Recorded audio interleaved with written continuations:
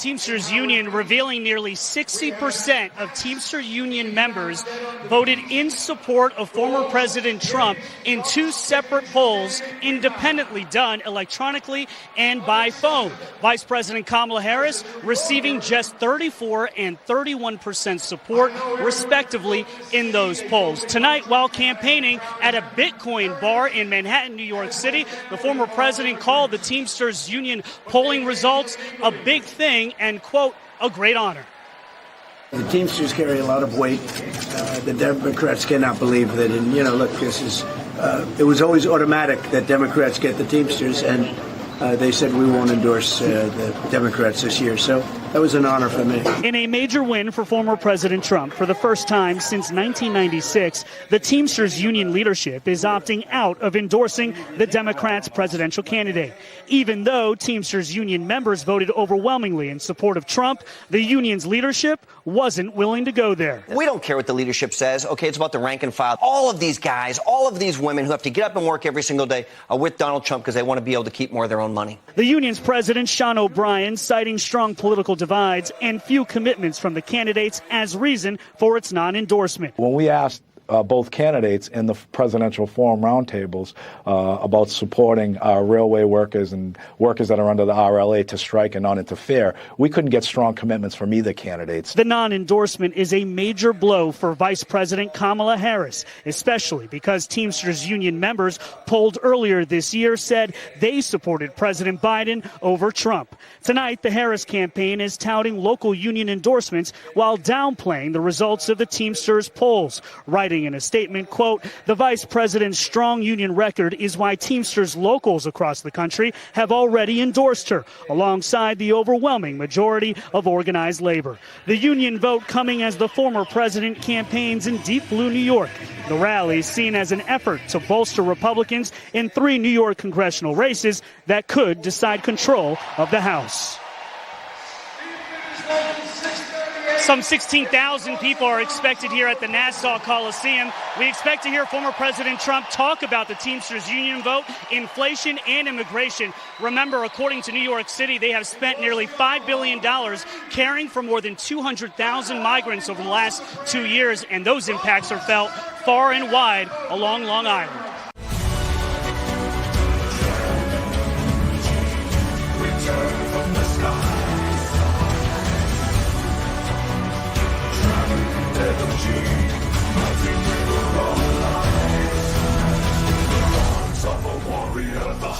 Of a dragon, the heart and armor and the heart of an American. Make our country great again. That's really good. What's up, people? It's your boy Benny. We're back for another Trump rally, the first rally since Donald Trump survived a second assassination attempt, and we have breaking news for you right now. Kamala Harris has survived and is in stable condition after attempted interview. You know what? She nearly didn't make it. Reporter just stepped right up to her with a microphone, started asking her unsanctioned questions. It was a terrifying moment. Tonight, we are going to see Trump at his best, and we have something new for you, a shot from inside the arena, which we are really excited about. Check this out. We have an inside the arena shot. There you go. This is live. This is live from our dear friend, Mark Naughton, who is inside right now. What you're seeing is a live video inside of Nassau Arena in Long Island, where President Trump will walk out on that stage right there. Mark is giving us this shot live. Look at how packed that place is. Look at it. Capacity 16,000, 60,000 tickets were requested. Of course, that means that tens of thousands of people will not be able to make it. Every seat filled in the stadium. Mark is communicating with our production team. He is live right now. This shot is live. Mark, can you spin around and show us? Yeah, exactly. Spin around and show. Sorry, I'm trying. It's like I'm spinning with him. Spin around and show us the finest boys in blue. Show us the full arena, all the MAGA hats, sea red in the middle of New York, man. What a wild moment we are living in.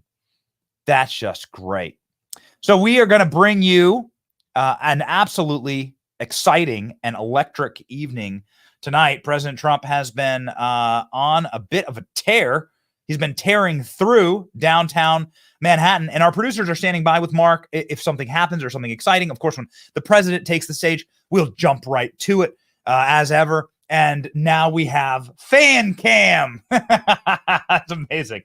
Mark, let us know when you find something or anyone or somebody wants to talk with us, or you find something sweet or cool. Mark's walking around, showing us the sights and sounds here, baby.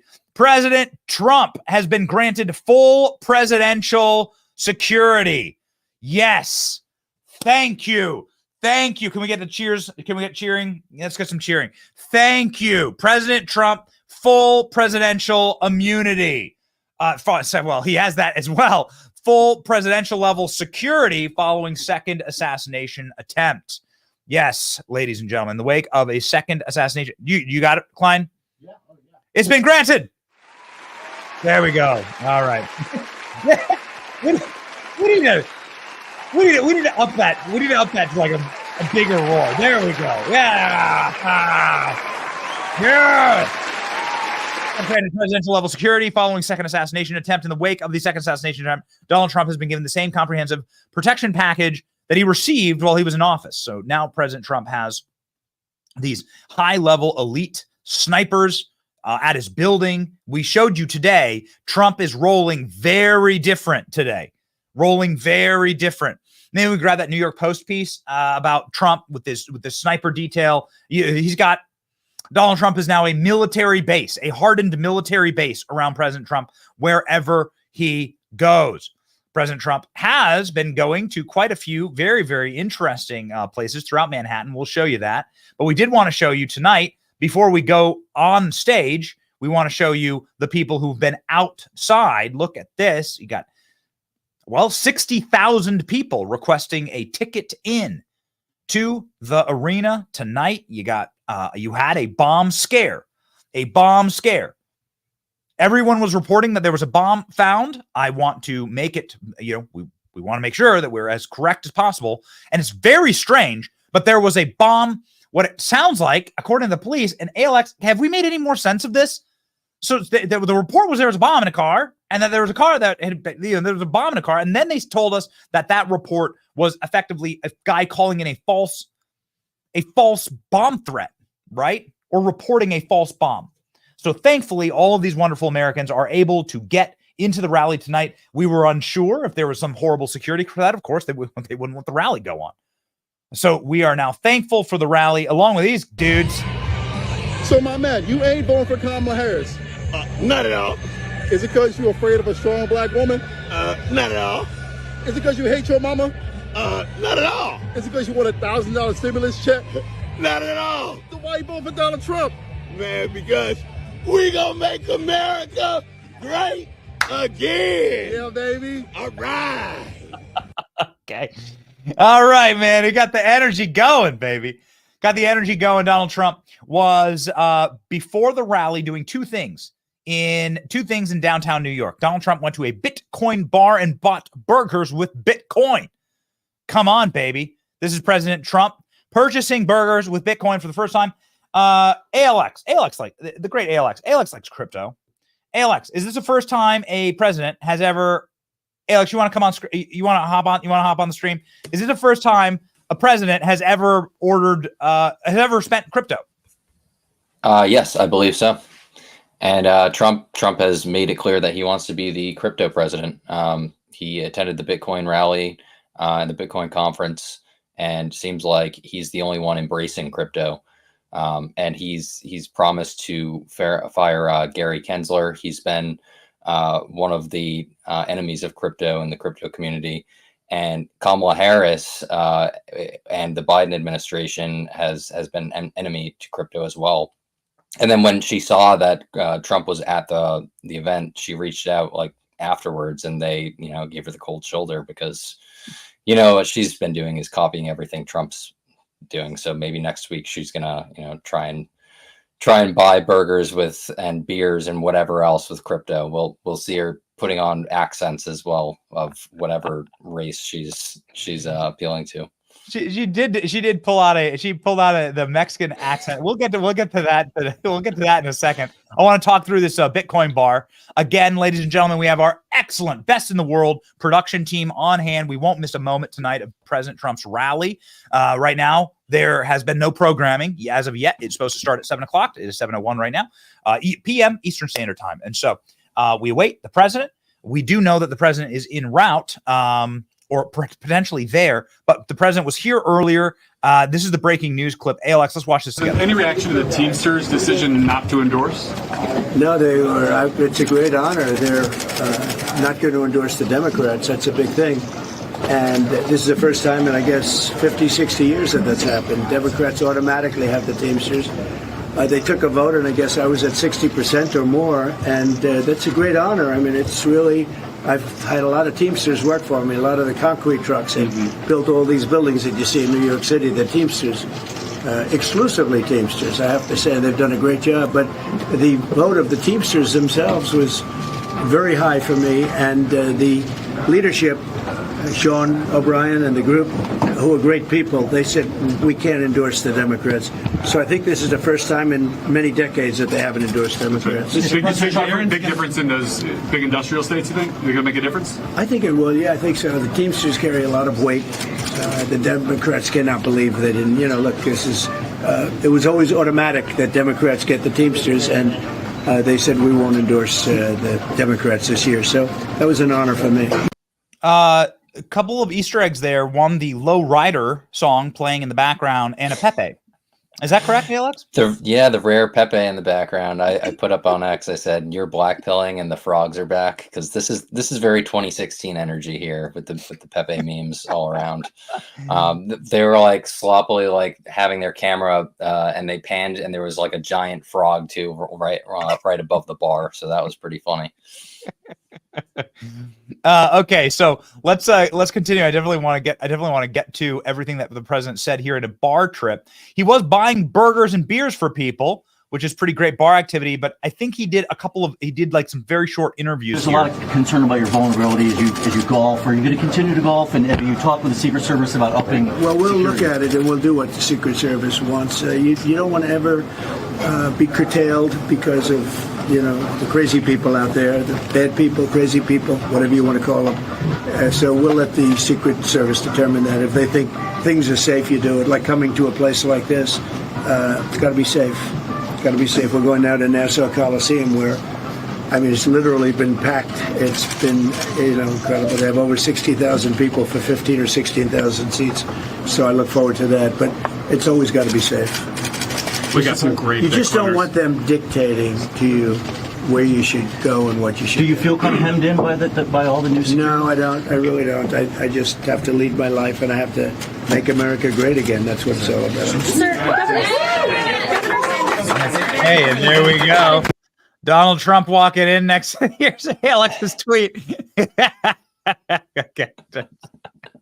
There it is. Yeah, there's the big one above the bar. Ooh, classic. Great. This is a classic. Just FYI, guys, here's Margot Martin. This was more than an hour ago of President Trump heading into Nassau Arena. So we have a live shot of Nassau Arena. Just want to let you know, of course, we are going to be taking the president live. Can we pop over to our live shot right now? Just go ahead and show the people. There we go. We got a live camera inside of the arena. President Trump must be in the house. Obviously, he does quite a few meetings when he does go to these things. But this is going to be Donald Trump's first big rally since the second assassination attempt. Doesn't seem to be deterring him. The president was in good spirits. By a president on the Bitcoin protocol. History. You know what that means? History in the making. Hello, everybody. I got to go back and see this video. Okay, the protocol. ALX, can you please explain for us?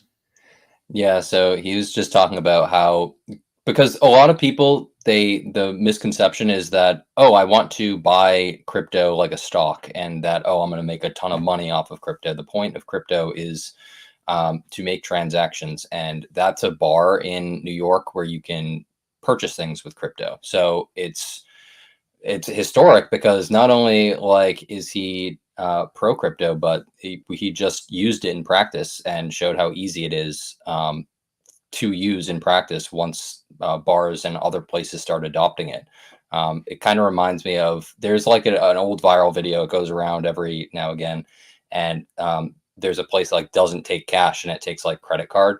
And people are like amazed by it. And they're like, credit card or whatever. And like, it's like this whole thing. So if you think back to like a time like that, that's kind of, it's in its infancy right now. But even Trump recognizes that it's revolutionary and that it's could be the future of currency. So that's what we witnessed right there. What did Trump promise? He said we're going to make America the Bitcoin mining capital of the world. Yeah, the crypto capital of the world. So yeah, crypto bros.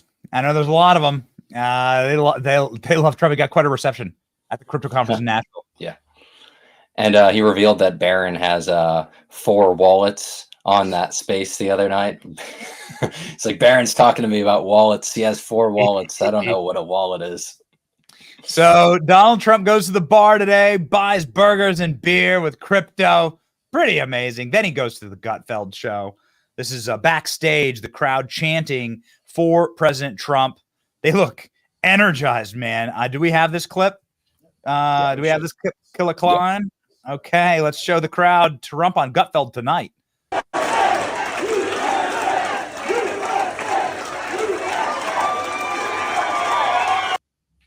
I gotta say, I mean, listen, man, the pastor's prologue, Alex. I kind of wish that Trump had just not done the debate and just gone and done this. Like, yeah, that would have been pretty effective if he just went.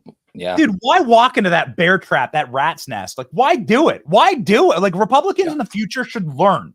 Like, just don't do it. Yeah.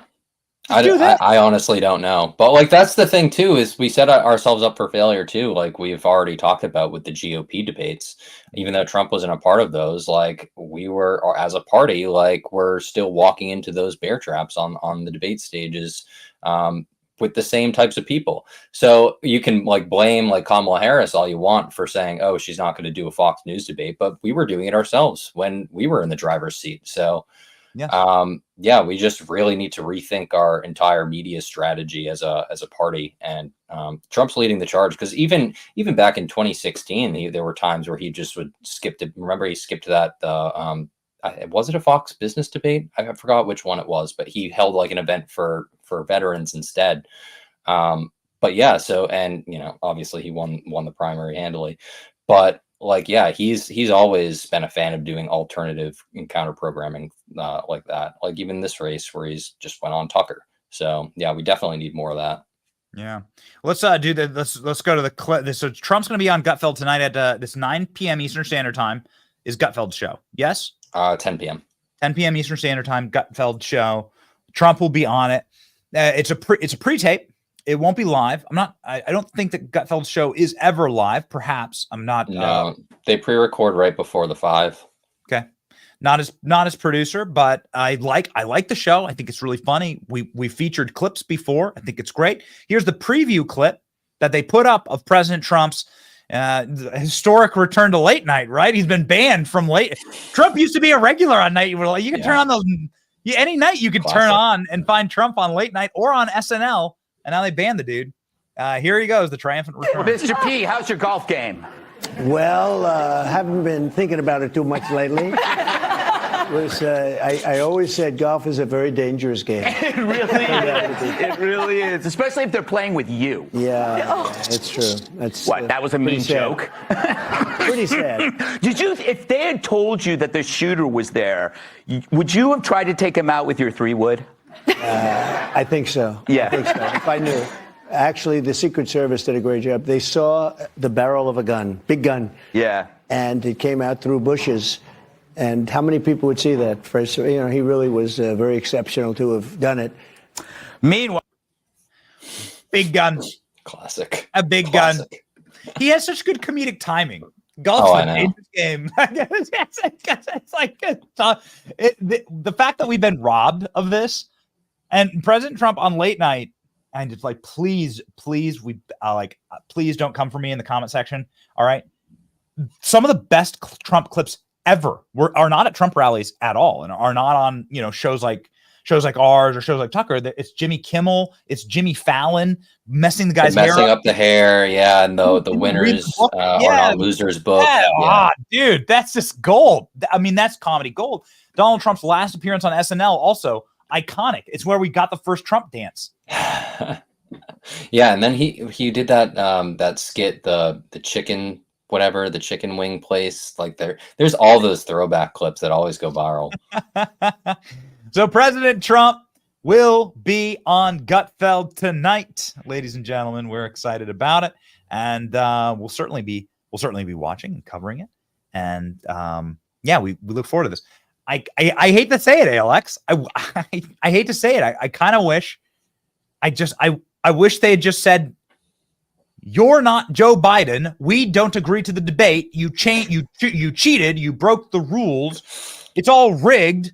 Everyone at ABC News, like you've slept with or got hooked up with." I mean, the president of ABC News hooked up Kamala Harris with her husband. Okay, her Yaya sister, her sorority twin, was one of the anchors, Lindsay Davis. It's totally rigged. It would have been. I mean, Trump should have just done Gutfeld the entire week. Oh yeah, or the Benny show, or our show. Yeah, 100%. I see some movement. Yeah, we have movement down there. I see movement there. Do we have Trump coming out? Okay, we do. All right, ladies and gentlemen, here we go. Breaking news over. President Trump is walking the catwalk at the event. There we go. President Trump just emerged at the 47 signs, going strong. President Trump in the house, in his hometown, in the hometown of Long Island, right? Trump's from Queens, so there you go. And Donald Trump is ready to rock.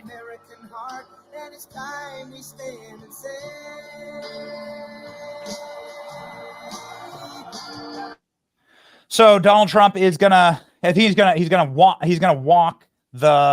walk sort of the there's like a long pathway. I hope they show a bigger crowd shot, because I think the capacity is 16. We got a bigger crowd shot. There. We add to the screen. Do we have our crowd shot? Yeah, add it to the screen. Let's go, baby. Here we go. So you can see that. You can see both sides here. Yeah. Come on. What other production will bring you both sides? Look at Trumpy's sticks. Look at this. This is great, man. Good job. This is amazing. This is from our friend Mark Naughton. We could put up his handle on. You got to follow him. He's got it great. Mark Naughton. But don't put it up for too long. You'll block his beautiful shot. Yes. There you go. You got to follow Mark. Thank you, Mark, for this incredible shot, man. Amazing. Yeah, look at that. That's New York.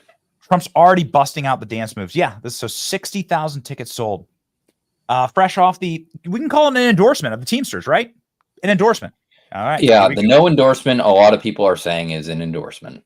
Yep. And by publishing those poll results, yeah. Yep.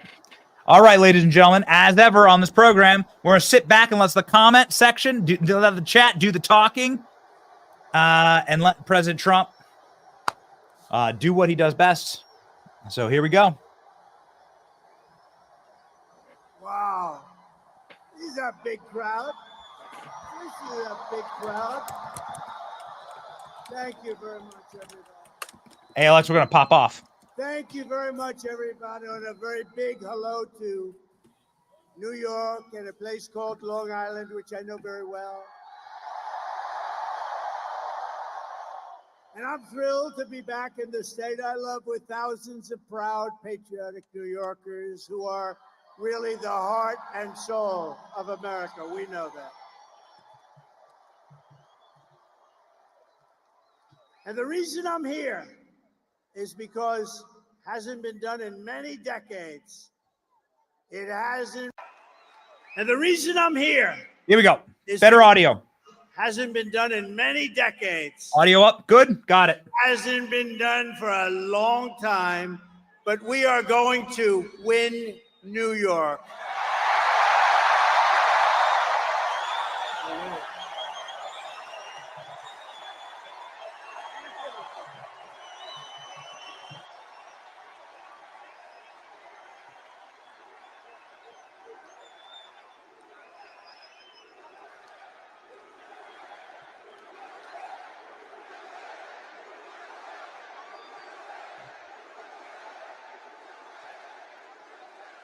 And that's the first time in many, many years that a Republican can honestly say it. And we're going to do it. We have to do it. We do it. And the election nationwide is over. We take over the White House and we fix up our country. Okay? We fix up our country.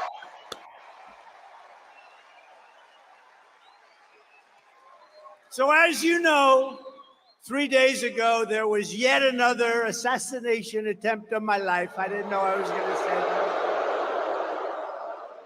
It was the second one in 8 weeks by a violent radical left mobster. This evil would-be assassin got within a few hundred yards of where I stood, but thankfully, our outstanding Secret Service agent, and they are outstanding, spotted the barrel of his rifle in the bushes. Can you believe that? Can you believe that? He saw a barrel of a big, this was a big barrel. This you don't want to even talk about, AK-47.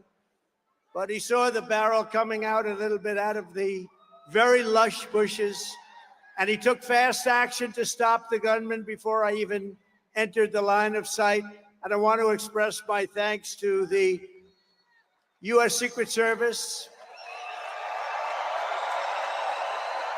who was there that day, and to all of the sheriffs and law enforcement down there here to help to apprehend the attacker. And by the way, you possibly heard the story. So the secret agent, service agent, pulled out the gun and started shooting. He said, a barrel. He didn't talk like a lot of people. They talk. How are you, sir? What would you like to talk about? Would you like to talk about the weather? No, he pulled out the gun and he started shooting at him. And the villain, no, but think of this. This could only happen with a woman because men aren't smart enough. I hate to tell you, fellas.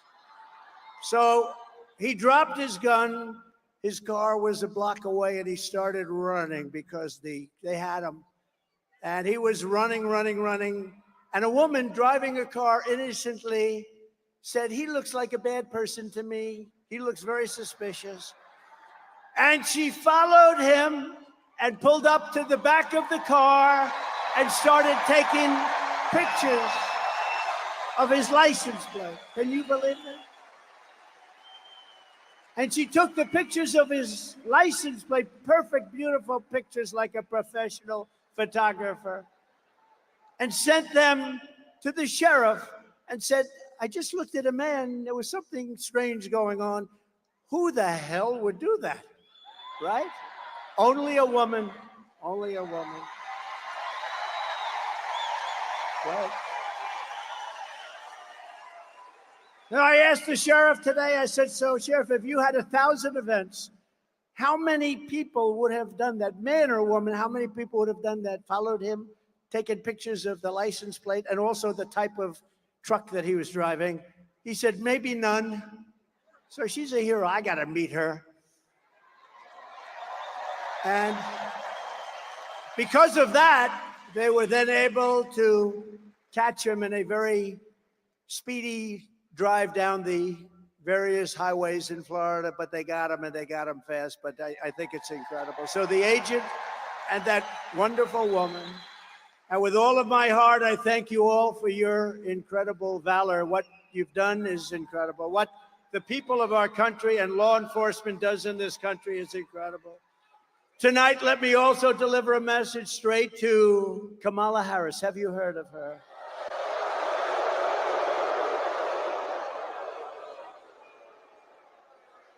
Who, by the way, was just rated by far the most liberal senator in the U.S. Senate, more so even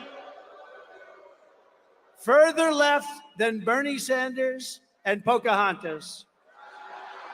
Pocahontas. She's more so. Elizabeth Warren, she's more left than Bernie Sanders or Elizabeth Warren.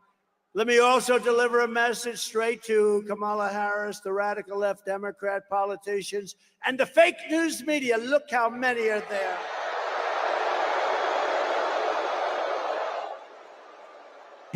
Classic. Classic. I miss the fake news media. Look at them. Look at the fake news. You love to see it. Bring it back. We've got to get our media back in this country. We got to get them back. Bring it back. Bring back the 2016 energy. But the message is it's time to stop the lies, stop the hoaxes, stop the smears, stop the lawfare or the fake lawsuits against me, and stop claiming your opponents will turn America into a dictatorship. Give me a break. Because the fact is that I'm not a threat to democracy, they are.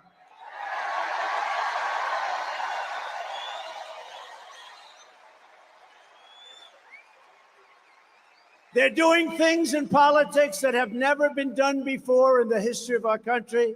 And worst of all, with their open borders and bad elections, they have made us into a third world nation, something which nobody thought was even possible.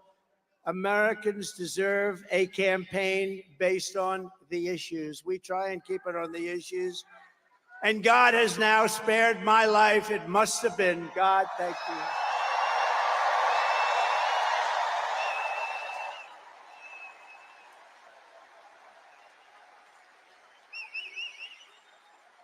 Not once, but twice.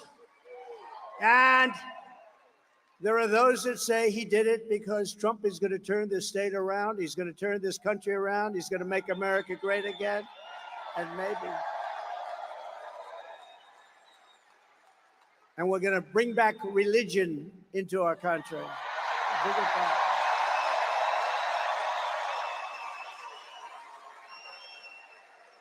These encounters with death have not broken my will. They have really given me a much bigger and stronger mission.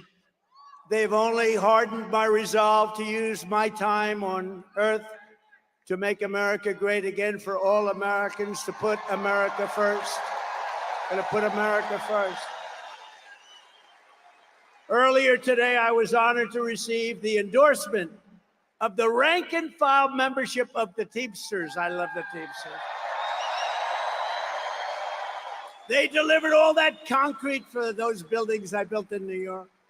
They delivered the big, heavy, most beautiful trucks you've ever seen. They delivered the concrete in all those buildings I built in New York. But, you know, this hasn't happened in so many decades. We won the overwhelming majority of the local chapters and the members, and as a result, the national organization has refused to endorse the Democrat candidate for the first time in many, many decades. And I also want to thank Teamsters President Sean O'Brien, amazing man, and all of the incredible rank and file Teamsters across the country, because this was a surprise. It's automatic. They endorse the Democrats, automatic for many, many decades. But you know what? They said, they looked at her, they said, we're not going there. I'm sorry. These are tough people. And together we will secure our borders. We will protect our workers. We will defend our jobs. We will rebuild our country with American skill and American pride and American labor. Right?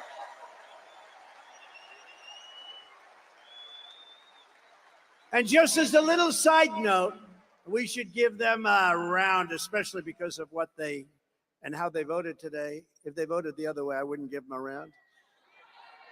But the Teamsters built out this beautiful stadium for tonight's event. Thank you, Teamsters. Thank you. They did a great job.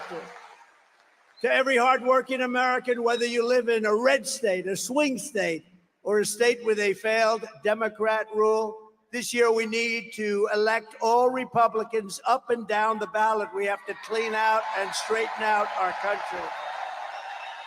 With your vote, we are going to rescue our country. We are going to rescue our Democrat-run states. We are going to start by saving the great state of New York. Is that good?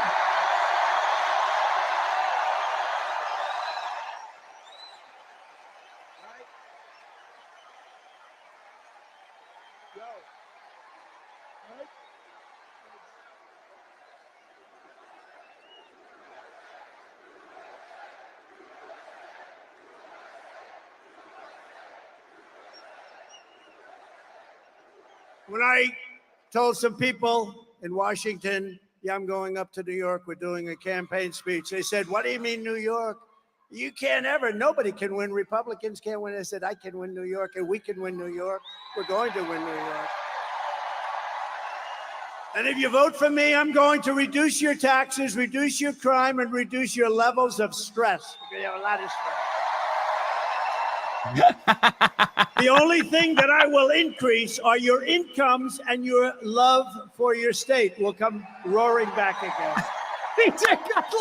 These are great Throughout lines. American history, from generation to generation, New York has always set the standard for American life, and they have. It's been a high standard, too. Our cities were the center of business, arts, culture, our streets, ports, waterways, and they were the arteries of American commerce. They were absolute arteries. And our towns like Uniondale, Levittown, Hicksville, Huntington, these were great, great towns where you grew up and you loved and you stayed. But look at what has happened to New York and the other states, all run by radical left Democrats, every single one of them. Our heavy industries have exported overseas, and our middle class has been eviscerated right here at home, been eviscerated. Housing costs are out of control. Inflation has cost a typical family $28,000. Think of it, in less than 4 years, $28,000. And we filthy encampments. We have horrible, disgusting, dangerous, filthy encampments of junkies and homeless people living in places that our children used to play Little League baseball, which they don't get to play very much anymore, do they? Over the past 3 years in New York City, there has been a 29% increase in robbery, a 36% increase in felony assault, a 42% increase in grand larceny, a 75% increase in carjackings. Did you buy a nice car lately? Well, 200 police officers leave the NYPD, New York's finest. I always say, I knew it well. New York's finest. They leave every single month, 200 people a month. Incredible people. They're incredible people. The trains and subways are squalid and unsafe. The median of our highway, all those medians, they spend all that money, they're falling down, they're rotting. Businesses are fleeing. The mobs of illegal migrants are being put up in luxury hotels at your expense, while our great veterans live on the freezing or steaming sidewalks right outside the main entrance to where the migrants enter their hotel. Think of that. Think of it. We have veterans lying on the street, squalid, lying on the street, sometimes freezing, sometimes it's hot, it's summer. And they're looking at people just came into our country, and they're going up to the 17th floor of their suite. How crazy has our country become? And can you imagine what those veterans, when they watch this, must be saying? But listen to this. Can you also imagine what the migrants must be thinking? They're saying, can you believe this? We just came from a place, in many cases, they were in prisons, and now they're living in hotel suites while our veterans are living on the street. And so I say to the people of New York, with crime at record levels, with terrorists and criminals pouring in, and with inflation eating your hearts out, vote for Donald Trump. What the hell do you have to lose? What do you have to lose? This is 2016 energy, man. This is sharp, man. New lines, oldies, old hits, all woven together. The man is locked in. Woo! This is a preview of Trump's closing. This is going to be the closing speech all around the country.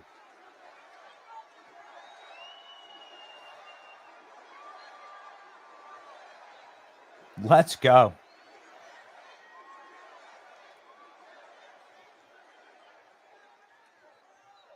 What do you have to lose? Think of it. What the hell do you have to lose? You know, Some of you remember that was a phrase that I used for our black population years ago in 2016.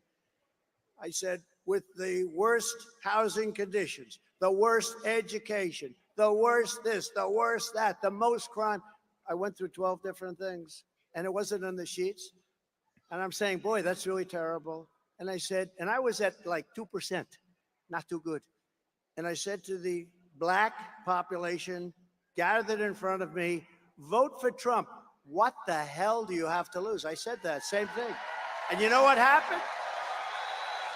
I got eviscerated when I went backstage. But I'm not like Biden where he takes, I fight back with my people. Remember, we still signed the check. They said, sir, that's a terrible thing to have said. I said, when you said, what the hell do you have to lose? It's terrible, it's demeaning, it's horrible.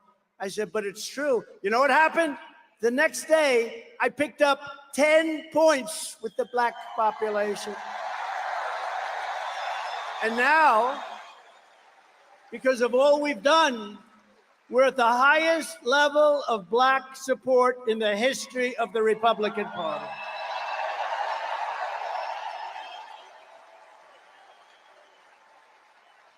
And by the way, the Hispanic support, do we have any Hispanics?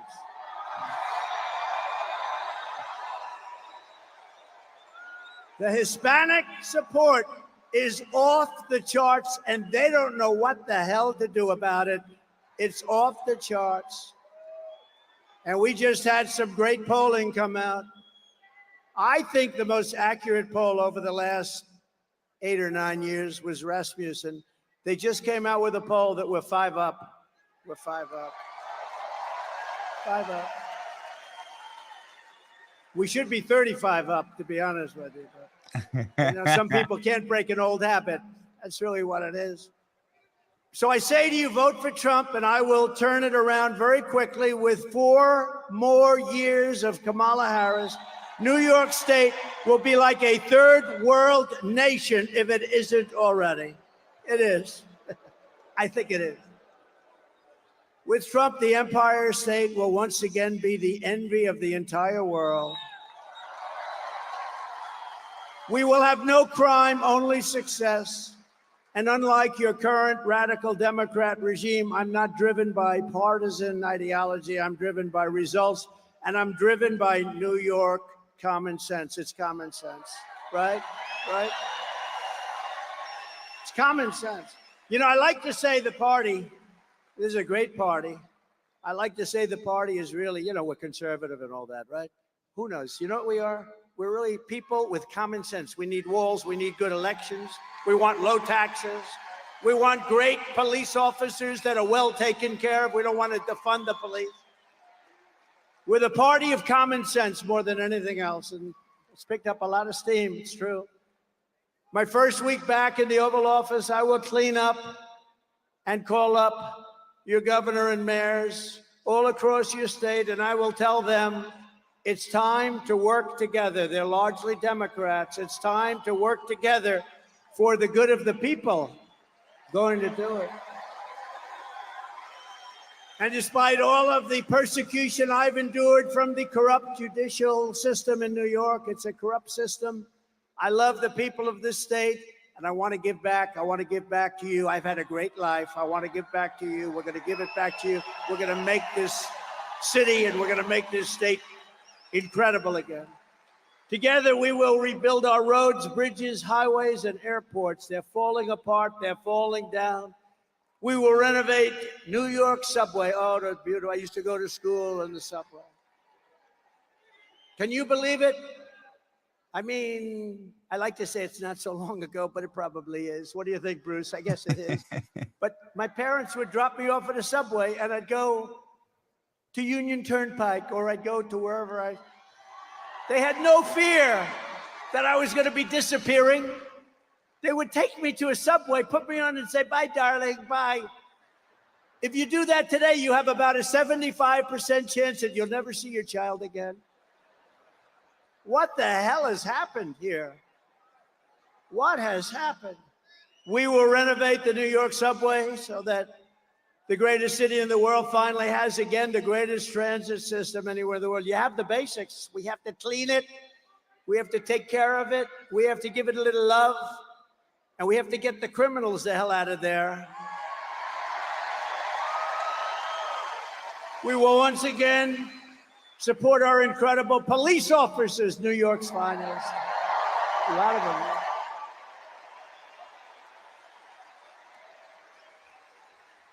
You know, I've got the support. To me, this is so important. I think to you, it's every single police group in the nation is supporting me. The other day, the Fraternal Order, it's the largest. They gave us 400,000 police, and they gave us a unanimous endorsement. We have it from everybody. Have it from everybody. We will work with the mayors and the governor to rebuild your defunded and depleted police forces, including New York's finest and NYPD. Look, I know so much about, I love New York's finest. I used to be in Brooklyn. I had an office with my father in Brooklyn. And we used to go in Brooklyn to a White Castle. Did anyone ever hear of a White Castle? And my father would say, no, that's the best place. Only 12 cents a hamburger. Remember? 12 cents. Bruce, we had Bruce. How good is Bruce? Bruce Blakeman, one of the greats. He won in an upset. You know, this is a Republican. He ran a couple of times. You couldn't beat this hoax of Democrats. He ended up winning. He's done such a good job. He's now unbeatable. They don't even run anybody against him. Great. Right. Really great. We got a lot of them. Joe Cairo's here. Joe, are we going to win, Joe? What do you think? Joe Cairo. Don't mess with Joe, right, Joe? We love you, man. Your family's great, too. But I will stop the Kamala crime wave, and we will do everything we can. We're going to get these violent criminals behind bars. We're going to get them out of our country. We're going to take them back to the country from which they came. A few months ago, I visited with the grieving family of a New York City police officer, Jonathan Diller. You know Jonathan Diller? I was hoping his family could be with us. He was just 31 years old, gunned down during a traffic stop by a vicious thug, leaving behind his incredible wife, Stephanie, and family, their one-year-old son. What a son. And are you here? Are they here? They could be here. Is Stephanie here? Because, you know, it was a bond, and she was so great, and I think she's here. It's hard when you have 19,000 people.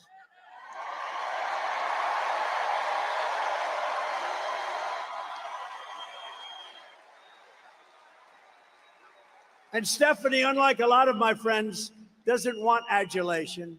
Honestly, what she wants more than she wants her husband back. That's what she wants. She doesn't want adulation. I have other friends. You'd find them.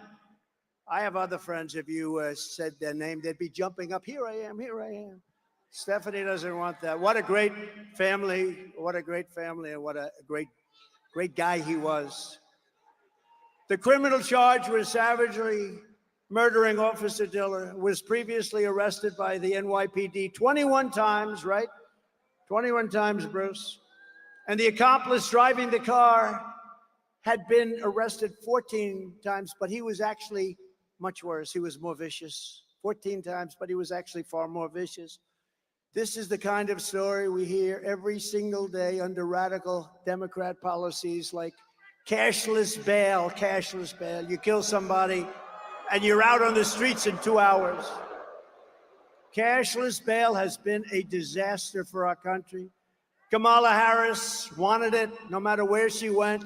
She boasted about being the leader of the movement of cashless bail, just like she led the effort to defund the police. You know, she was the leader of the effort to defund the police, and now she's running for president. But a little while ago, like everything else, no fracking, no this, no, she changed her mind. Now she says she likes the police. She can't say love, but she says like. She's made a lot of progress, but you know the first thing that would happen is she will go to defunding the police, if that's even possible to think about. But when I get back into the Oval Office, the madness ends and the law and order is going to return to our country.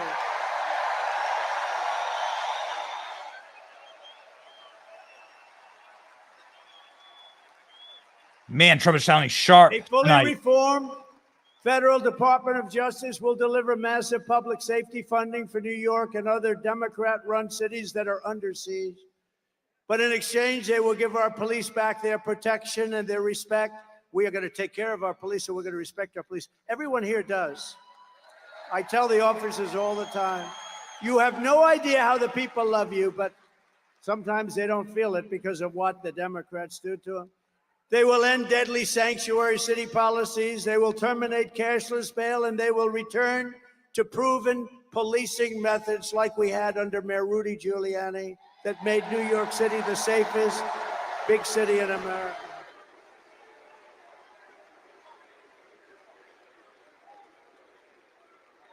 Simultaneously, we are going to make life in New York State affordable again. Little word, affordable. A vote for Kamala Harris is a vote for 4 more years of job losses. Look at what's happening. Businesses that are fleeing, money draining out of your state, and hundreds of thousands of illegal migrants sucking your public resources dry. You know, I've always heard for 20 years, I've heard that New York City has no money, and yet they're going to spend $3 billion on illegal migrants, and they're not getting it from the federal government. You wonder, they never had money, but they have $3 billion to take care of people that came into our country illegally. Doesn't make sense. But under the Trump economic plan, we will cut your energy prices in half within 12 months. Half! Because we have more liquid gold under our feet and we don't use it. We go to places like Venezuela when we have more than Russia. We have more than Saudi Arabia. You remember I got Anwar approved in Alaska. It's the biggest site anywhere in the world, probably bigger than Saudi Arabia, bigger than Russia. And what did they do? In the first week in office, Ronald Reagan tried so hard he couldn't get it. I got it. The biggest site in the world, Alaska. And in the first week in office, they terminated it. We'll have it back very quickly, I promise you that. We will rapidly defeat inflation. We're going to bring your prices down. All they're doing is they've cut it, but you're up 55 or 60%. People that used to live a nice life 4 years ago, they can't afford an apple. A woman, they showed a picture of a woman the other day. I said, boy, that's sad. That should never happen to her. She went to the counter, the cashier. She had 3 apples. And when she was standing with the cashier, she realized she didn't have enough money for one of the apples. And she took the apple, brought it back, and she bought 2 apples. That shouldn't be happening in our country. That shouldn't be happening in our country. We will cut interest rates, cut insurance costs, and insurance is horrible. And massively, we will cut your taxes again. I gave you the largest tax cut in the history of our country. And we have some to go. Kamala Harris, as you look at her plan, will give you, very simply, the largest tax hike in American history. She's going to lift your taxes. This is the only person I've ever seen, and Biden too. They announced that they're going to raise your taxes, and it's supposed to be good politically. I don't think so. I don't know. I've never seen that, Anthony, before, where they say they're going to raise your taxes. They're going to raise your taxes. To vote for me, I'm going to raise your taxes. Can you believe it? I made a mistake. I shouldn't have done that, because the news will say, vote for me, I'm going to raise it. They're going to say, they're going to attribute it to me. I can't do that. I told our great First Lady I will not be sarcastic anymore. When you joke or when you're sarcastic, the fake news will take a story like that. I'll say, I never said I was going to raise your taxes. Yes. Vote for me, I'll raise your taxes. Kiddingly, kiddingly, kiddingly. These people are the worst. When I imitated Joe Biden because he couldn't get off the stage, so I'd imitate him, because he couldn't find the stairs. He'd look around. He finished the speech. The speech would last maybe 3 minutes, maybe a little less than that. And then he'd want to get off the stage, and it'd always go like this. But you remember, we're not running against him. We're running against somebody who's actually much worse. Ready? And he'd go like this. And then he'd walk in a different direction. It was the weirdest thing. And Secret Service did a great job. They'd come up in the stage and they'd pull him out. Like today, we have 4 or 5 stairs. You always have 4, 5, 6 stairs. The more it's government owned, the more stairs you have. But you always have a lot. So I said to our great First Lady, who can draw a crowd? Did you watch me tonight on television, First Lady? People love our First Lady out there.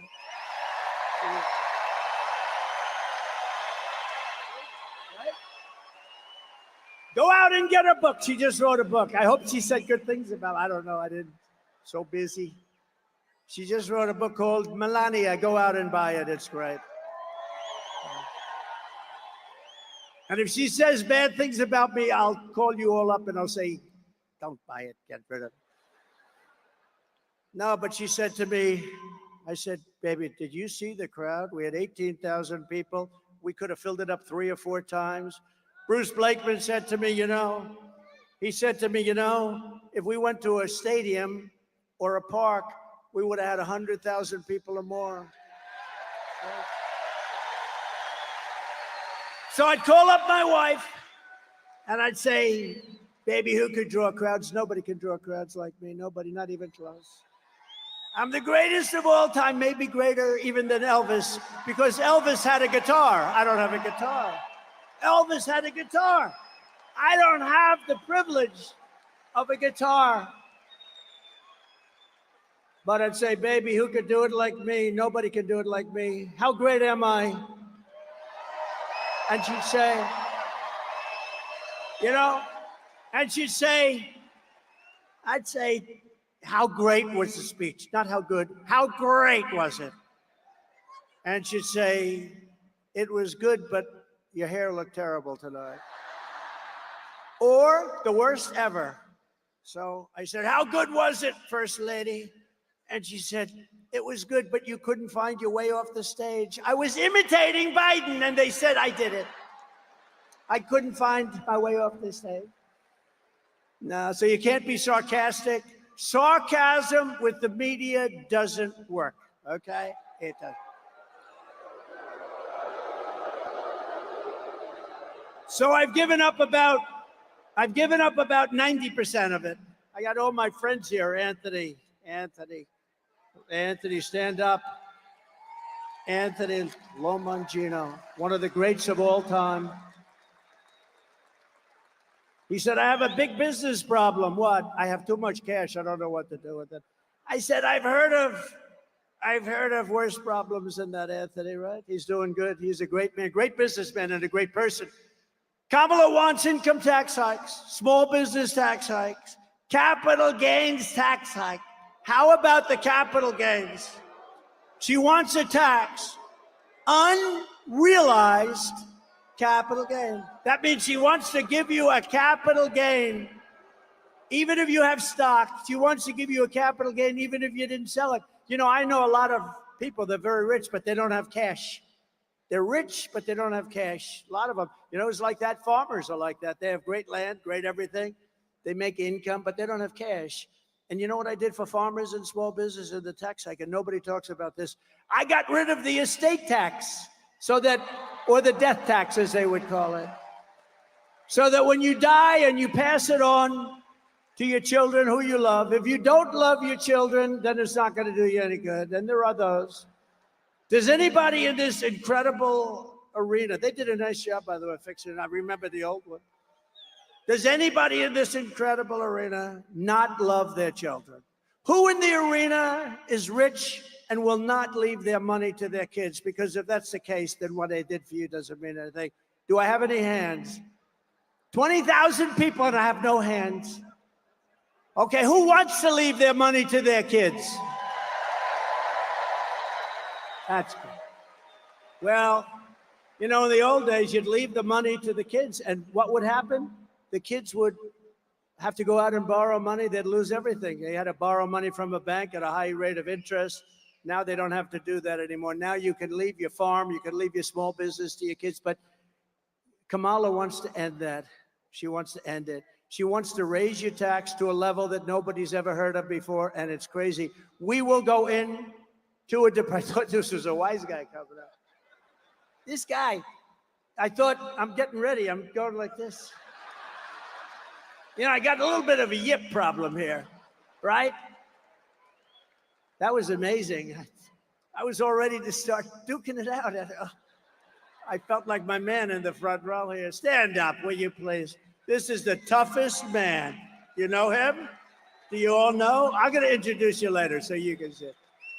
He's the toughest guy. If somebody walked on the stage, he wouldn't be afraid. He would already be attacking the poor guy. Yeah, that was interesting, wasn't it? It's the first time that's ever happened, I think. Is he new to the game? I think so.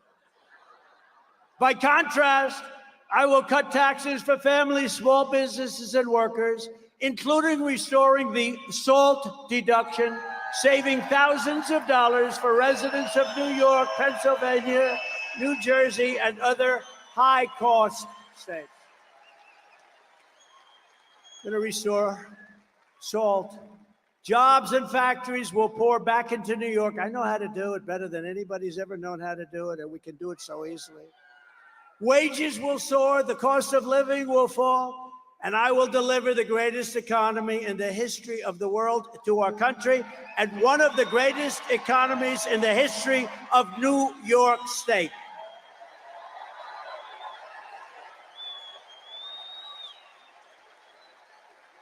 And a key part of restoring safety and saving our economy is stopping the invasion at the border of our country. It's crazy. Under border czar Kamala Harris, you know, she was the border czar until she started looking at this situation, until the coup. I say until the coup because there was a coup. But she was a border czar. Now she said, I was never the border czar. You know what? Give her that. But she was in charge of the border, and the border is the worst run border in the history of the world. There's never been a border like this. 21 million people, illegal aliens are coming in from all over the world, from prisons and jails, from mental institutions and insane asylums. Many tourists are coming in just to watch. Did you ever see this? You have tourists that line up to take pictures of it. They usually turn out to be the fake news, and the pictures are so bad they never show it. You know, the fake news never, ever talks about it, but we have massive numbers of terrorists coming in to our country. You have everybody coming in. We have people that can't speak the language. The great Tom Homan told me the other day, great guy, central casting guy, great guy.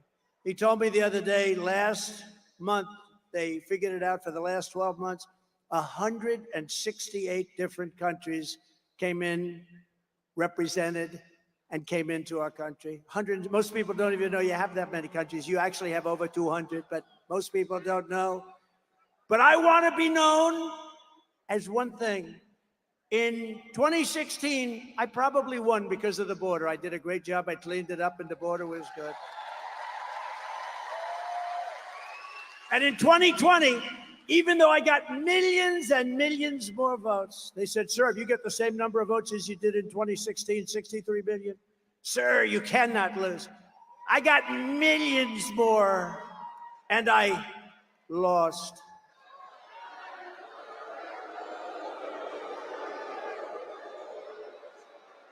But you know what?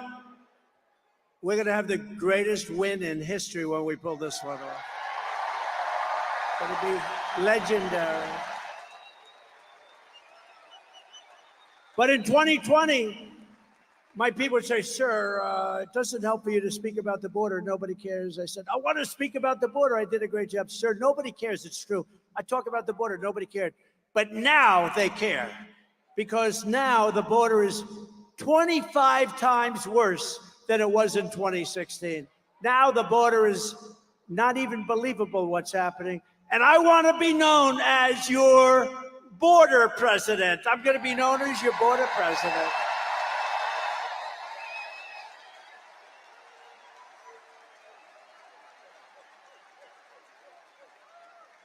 And Kamala will be known as your invasion president. Just let them all come in. Let them all come in. Now, we got to save our country. Our country's going down. If you look at what's happening with the Venezuelans taking over, I mean, they're taking over large pieces of real estate in Colorado, and you have a Democrat governor who's petrified of them. He's afraid. I'd never seen anything like it, and he doesn't want to talk about it. They've taken over your buildings and your land. You got to do something about it. That wouldn't happen with Bruce Blakeman, I can tell you right now.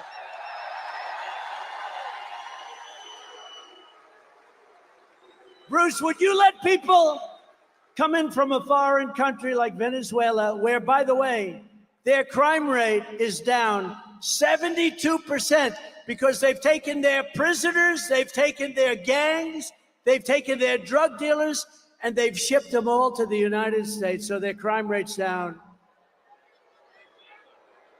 But Bruce, would you ever tell the people that you're supposed to be protecting when they call? A lot of Venezuelans are in here and they have very big guns. Would you say, listen, I don't really want to do anything about it? Would you do that? Or would you say, don't worry, we'll have a force of people over there within minutes and it would all be over, right? Right? I think so. No, he wouldn't play games. He wouldn't play games. But you know, these people, the law enforcement, they're afraid in these places because it's so violent. They've never seen people like this. These are violent people that they're allowing into our country. It is truly an invasion, and we're not going to let it happen. We're going to take those violent people and we're going to ship them back to their country. And if they come back in, they're going to pay a hell of a price.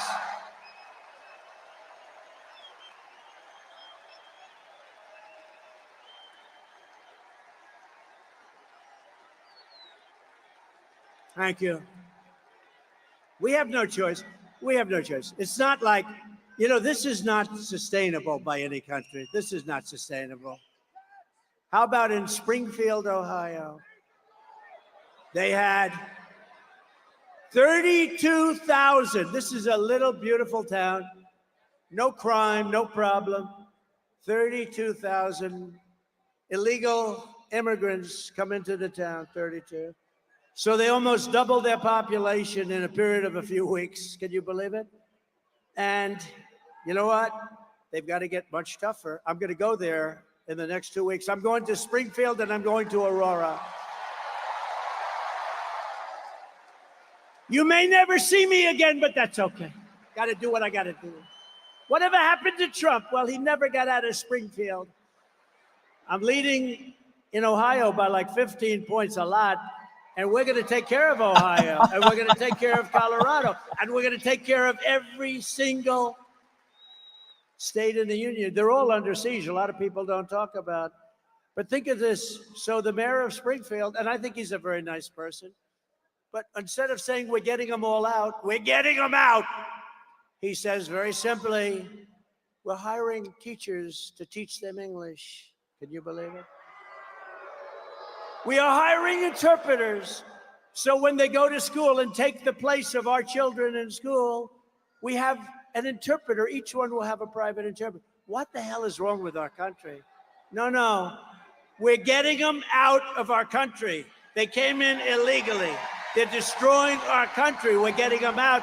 They're going to be brought back to the country from which they came. I will protect our country.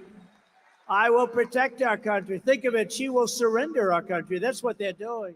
They still refuse to acknowledge that these people have to be taken out. And you start with the stone cold killers, the murderers, the drug dealers. You get them out, and you tell them if they ever come back, big trouble. But let me tell you what you really do. Some of them are so bad you can't take the chance of sending them out because they'll come back. You lock them up, and they're going to be there for a long time. And when they know that,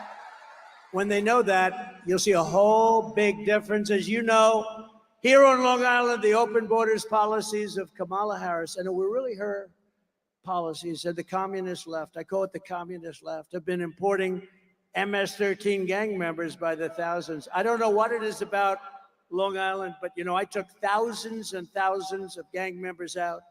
Do you remember the story? Remember, I came into the presidency, and MS-13 was on my mind because I saw that in Long Island, two beautiful young girls were walking to school. They were 16 years old, and an MS-13 gang of deviants grabbed the girls and sliced them up into pieces, not with guns. They didn't want guns. They killed the two girls. They sliced them into little pieces, and I never forgot that. And then I found out that things like that are happening all over, wherever they are. MS-13, the worst gang anywhere. The only thing good about that is they make our gangs look like very nice people, I want to tell you. These are the worst people. They're animals.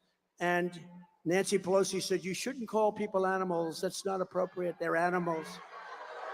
That's the philosophy. And I said, I got to the White House, and I said, they have a lot in Ohio, a lot in every state. And I said, I want MS-13 out of here. They come from various places, a little bit south of Mexico. They come from Mexico, too. And I said, what I want you to do is I want to bring them out. And a general said, sir, I'm sorry, sir. The countries will not, under any circumstances, allow us to bring them back in. They don't want them anymore, sir. I said, how long has this been going on? Many years during the Barack Hussein Obama. Has anyone ever heard of him? Many years, sir, under the Barack Hussein Obama administration. It's been going on for years, so they won't take them. You know what they did? They would take Honduras, okay? Think of it. They would take planes, and they would put them on the runways. They would put the planes, El Salvador, or different countries, some of the roughest gangs. They put big commercial aircraft. So when a plane is going to fly in with 200 or 300 MS-13 killers, you couldn't land the plane. They said, sir, we can't get them back. All of the bus routes are blocked. We can't get the buses in. And when they know a plane is coming, they put planes on the runway. Sir, we won't be able to do it. I said, I think you will. How much money do we pay them for? Economic development of the dictator's house. How much money do we pay them, General? I'll get back to you, sir. He comes back the next day. Sir, we pay them $750 million a year. It's a lot. Let me tell you, it's peanuts compared to some of the money that we pay, but it's a lot of money. I said, inform these countries that under no circumstances are they getting any money anymore. They're not getting any money. They are delinquent. They're not allowing us to bring back people that they forced into our country through caravans.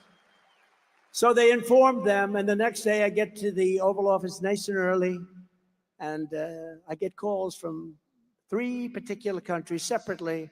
Sir, there seems to be a problem or a misunderstanding. I said, yeah, there is a misunderstanding. You're not taking your MS-13 people that you sent into our country. You're not taking them back. And I'm going to not give any money to your country forever. You're never getting 10 cents.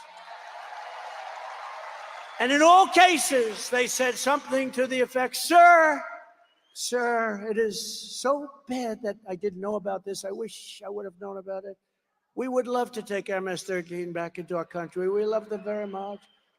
We will take them back, sir. And that day, that afternoon, we started bringing them out of our country by the thousands and thousands and thousands.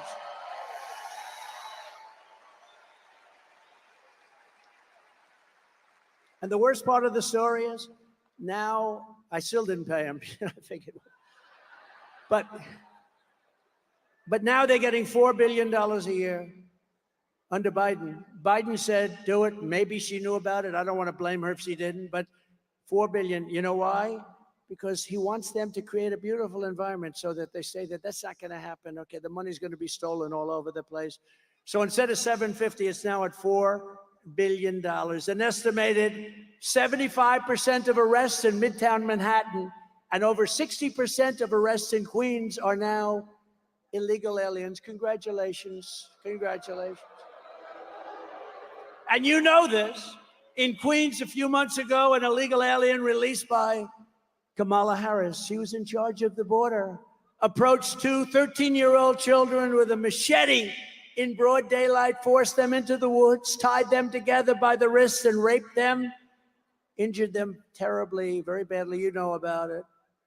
In the Bronx, another illegal alien that Kamala Harris set loose into our country approached a 36-year-old woman while pretending to ask for directions. Ma'am, he said, I'd like directions to someplace.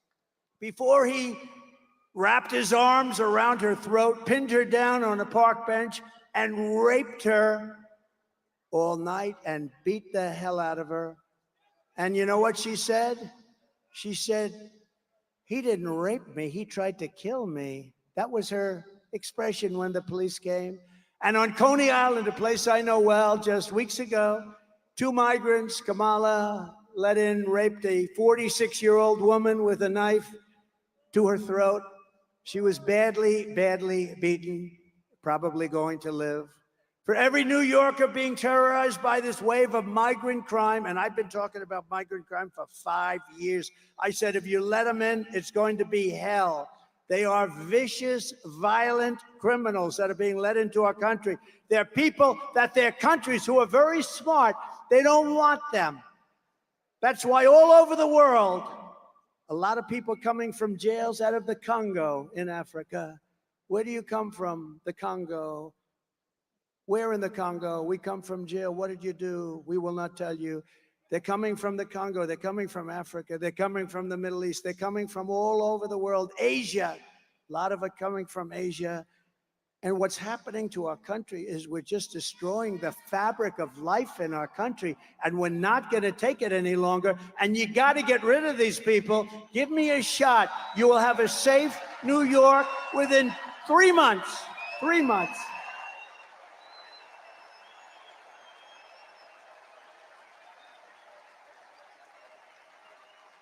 For every New Yorker being terrorized by this wave of migrant crime, November 5th will be your liberation day. It's going to be liberation because you are living like hell. You're living a life like hell.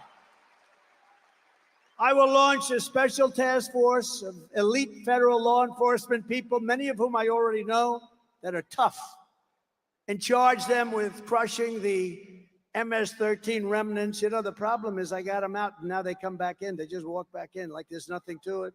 But eliminating MS-13 and every foreign gang and organized criminal network opening up on American soil. They're coming in by the millions, not by the hundreds. They're coming in by the millions. Think of it, probably 21 million people. That's probably a low number. We can do all of this and more, but patriotic New Yorkers must get your asses out to vote. Gotta get up, gotta get up. Harry, get up, Harry. Harry, get your fat ass out of the couch. You're gonna vote for Trump today, Harry. Get up, Harry. Come on, let's go. Let's go, Harry. Trump's cooking. He's cooking. We gotta vote. Gotta vote. And I believe we have the vote. You know, it's an interesting thing. Evangelical Christians, they tend not to vote very much. If they did, you'd never lose. Gun owners, I have the total endorsement of the NRA, have had it from the beginning. Gun owners don't vote, meaning they don't vote in a proportion that they should. Very small numbers vote. It's probably rebellion, who knows what it is. The gun owners have to get out and vote. Evangelicals, Christians have to get out and vote. People have to get out. There are some groups that don't vote like they should, and we're going to win. We're pleased to be joined tonight by members of Congress that are really terrific, that are warriors, really warriors. And one of them in particular, I love what she did to that woman at Harvard. Oh, that was not pretty. Elise Stefanik. Where is Elise? Where is she? Where is she? She is so great. Where the hell is she?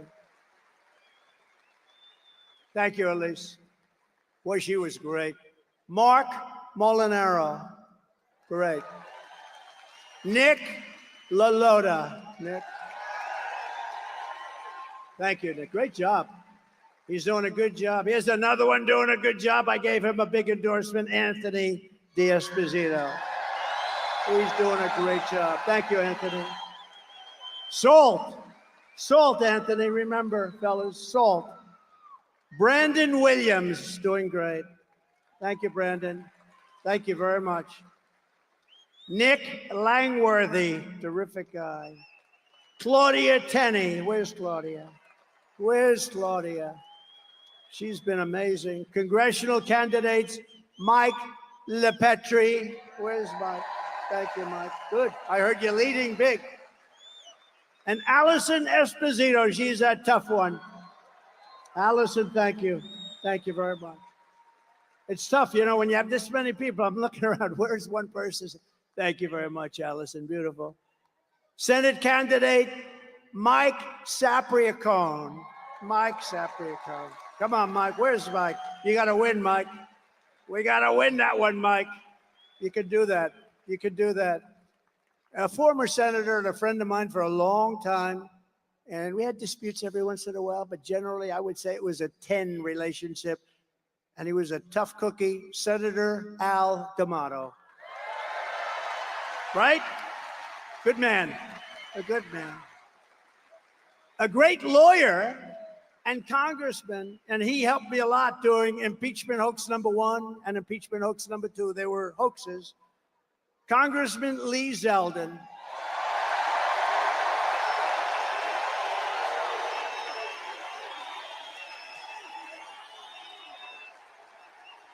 He's great. And he's a big part of our campaign, and I want to bring him to Washington with us. He's a great lawyer. Get ready. Ambassador to Israel, David Friedman, who's fantastic. A mayor who was a fantastic mayor, very shy kind of a guy. He took crime. It was terrible. It was at a level that was as bad as today. And he made New York the safest big city in the world. Rudy Giuliani.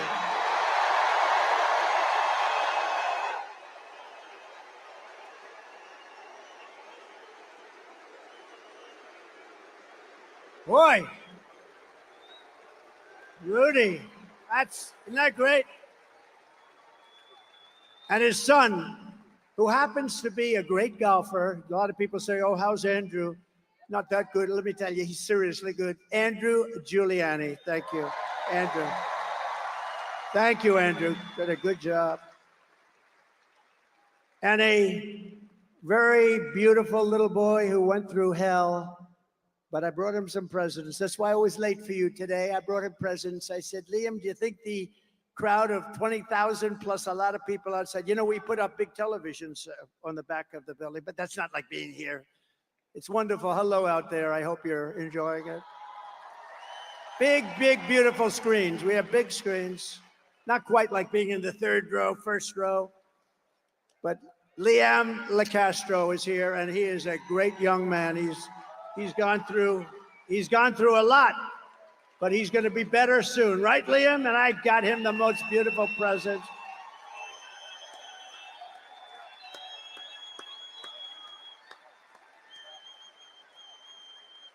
He's a great boy, great parents, beautiful sister. Also with us are members of New York City Firefighters Union, Local 94, the largest in the city. Thank you, fellas. Incredible people.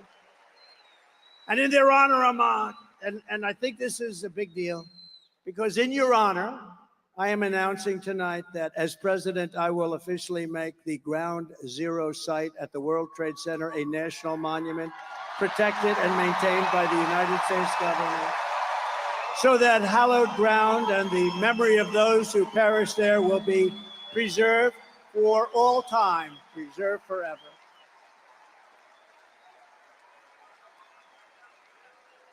And you deserve it. A lot of great people. I met them last week. Thank you.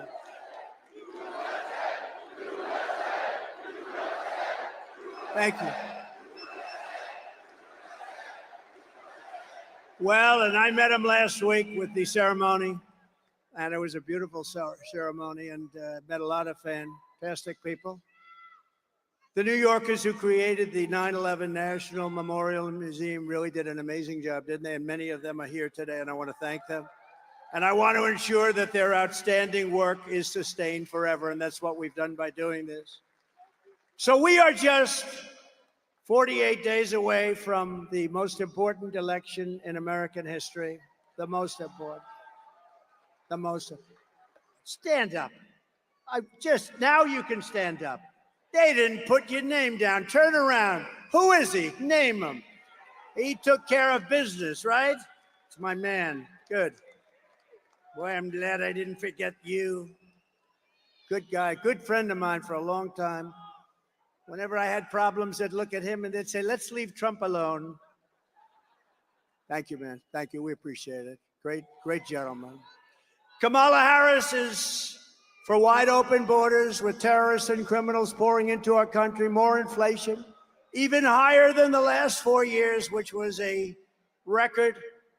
She wants to pack the Supreme Court. Think of that one. And today I heard it all.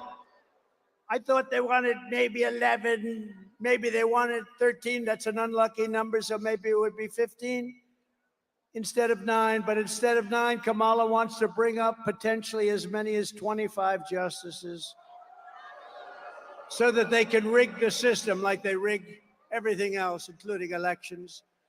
And maybe one of the worst things of all, she is a true believer. And again, I said this before, if you want to defund the police, if you've been there even for a day, in your mind you want to defund the police even for one day, you are not qualified to be the president of the United States.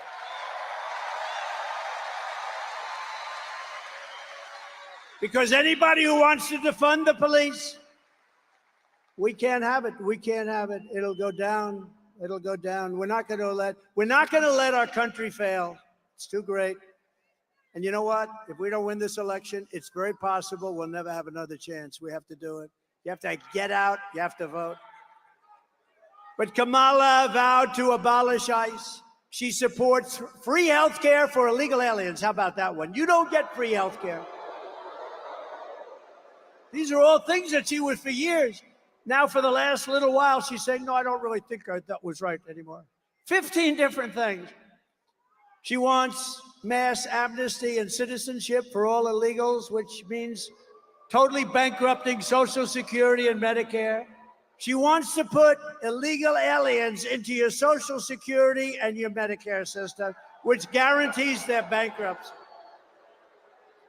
She says we must not utter the words illegal alien again or radical Islamic terrorist again.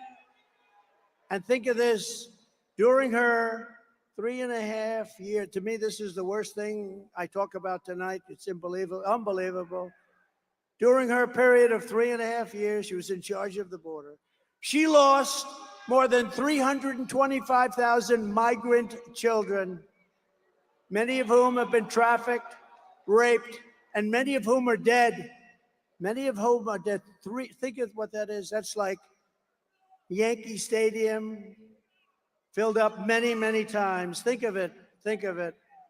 As California Attorney General, she redefined child sex trafficking, assault with a deadly weapon, and rape of an unconscious person. I'd never heard of this. Rape of a very unconscious person as totally nonviolent crimes.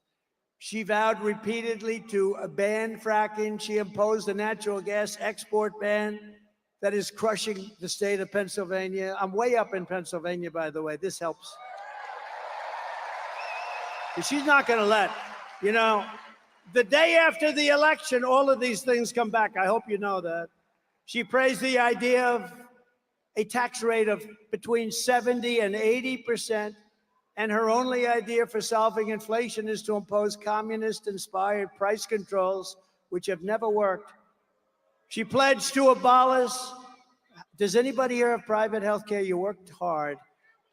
She wants to abolish anybody that's worked hard and made some money. Private health care, no more private health care, and force everyone into a socialist government-run health care with high taxes and deadly wait times. And she even endorsed free sex change operations for illegal aliens in detention, all at taxpayer expense. Now think of that one. They come into the country illegally and they say, I want to change my sex. Oh, that's okay. She's totally in favor of it. I'm sure she'll deny it now, but that's what she is. In 2021, Joe Biden tasked Kamala Harris with bringing broadband to rural America. Rural America was dying for it. and gave her $42 billion to do the job. 3 years later, right now, not a single home has been connected to broadband. Everyone's saying, what happened to the money? $42 billion, not one home. And in the Midwest, you read this, in the Midwest, they built 8 charging stations. That's like a gas pump with electricity, right? 8. They spent $9 billion to build 8 charging stations. Other than that, it really works well. I will end the electric mandate on cars immediately. And I have to say this, look, Elon Musk is great. He's a great guy. And he makes a great car.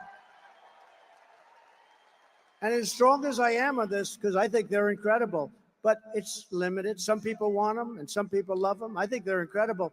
And he makes a great product, maybe the best product I hear. And he understands this. Some people have to go far distances. Some people don't want the additional cost. Some people don't want their car built in China. Electric cars will be built in China. I'm going to bring back the auto industry. We're going to have gasoline-powered cars. We're going to have hybrids. We're going to have electric cars. We're going to have everything. The new one is hydrogen. I heard about that the other day. Hydrogen. There's one little problem. If it blows up, you're dead. It's great until one day there's a little bit of a problem, Anthony, and it blows up. And when that happens, it's not a pretty picture. So I think I'll take a pass on that one if you don't mind for a while.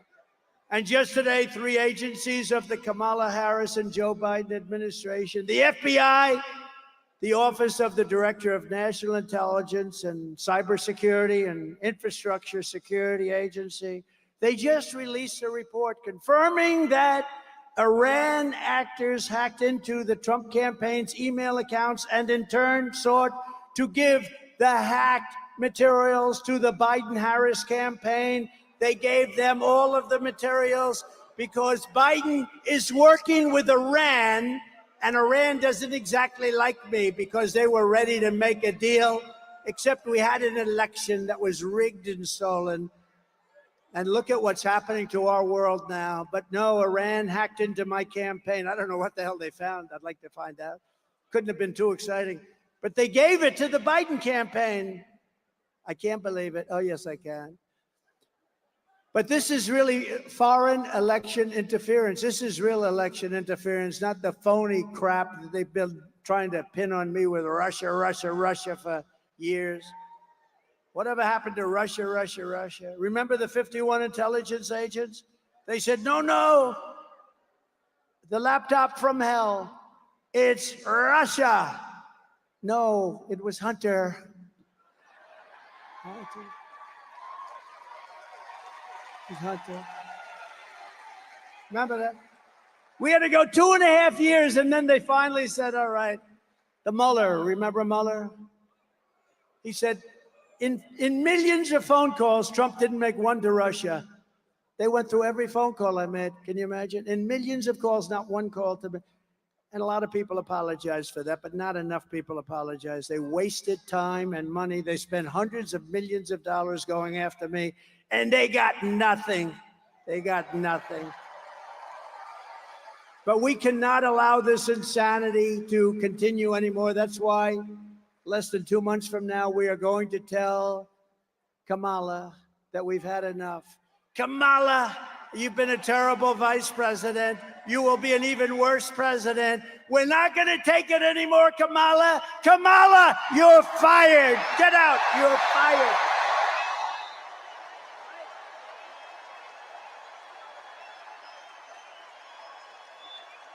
We're not going to take it anymore, Kamala.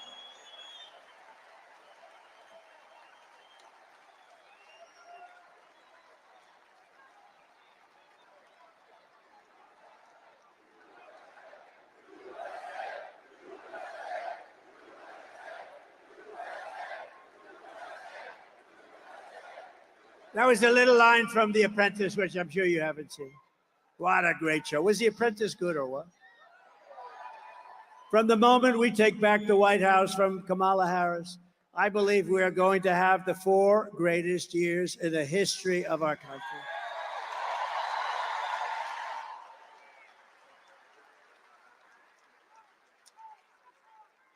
Starting on day one, I will seal the border and stop the migrant invasion, an invasion like no country has ever seen before. We will stop it immediately. We will carry out the largest deportation operation of criminals in American history. We're getting them out of our country. We will make America the dominant energy producer in the world by far. We have more than anybody else.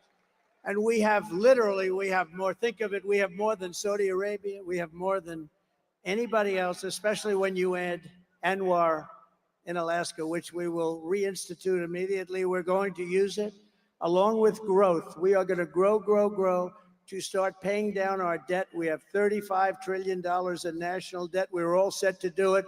And then we got hit by COVID. We had to focus on that. And then we gave back. You know, I got great marks on the military. We took out ISIS, wiped out ISIS 100%. We did it in 4 weeks. It was supposed to take 4 years, 5 years. And I got great marks on the economy. Never got great marks on COVID because they didn't want to give them to me. But the fact is, we did an unbelievable job. Nobody knew what the hell it was. It came from China. It came from the Wuhan lab. I said all these things. And we did an unbelievable job, and we handed over a country whose stock market was higher than it was just prior to COVID coming in, and amazing. But we did have to focus on that. Think of what China did to us. The world has $60 trillion and millions of people dead over that disaster. Think of that. The whole world. Even China suffered very much. They suffered at the end more than almost anybody. I will turn the United States into a manufacturing superpower more than it has ever been before. We're going to bring back the car industry. We're going to bring back the car industry. Other countries that make us pay a tax to do business with them will be charged the same tax when they send their product into the United States. We have countries, not only China, many countries, many of them are allies. Some of the worst trading countries are allies. Don't let that word surprise you. They're allies. They're friends of ours, and they take advantage of us horribly on the military with NATO and on trade. It will be called the Trump Reciprocal Trade Act, and if China or any other country charges us a 200 or 100 or 300% tax, then we will charge them a like 100, 200, 300% tax in return. You charge us, we charge you. And my message is very simple. Make your product right here in Uniondale. Make your product in America. Make your product in America and only in America. And if you do that, Bruce, you won't have to pay a tax. And they'll be coming in here like you wouldn't believe, right? The worst that happens, we'll take in a lot of money, but we don't even want that. We want them to make their product. We're going to bring back the auto industry. Right now, China is building some of the largest auto plants in the world, and they're building them in Mexico. And they think they're going to build these massive plants, literally the biggest in the world. They're going to make millions of cars and sell them without tax across our border. We will put a tariff on all of those cars to a point where they won't be able to sell them, because we want them to build their plants in the United States and hire many of the people in this audience, and that's what's going to happen.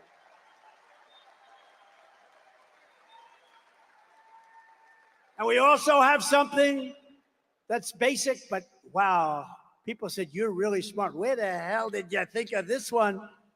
No tax on tips. So if you're a waitress, a caddy, a driver, but maybe better, no tax on overtime.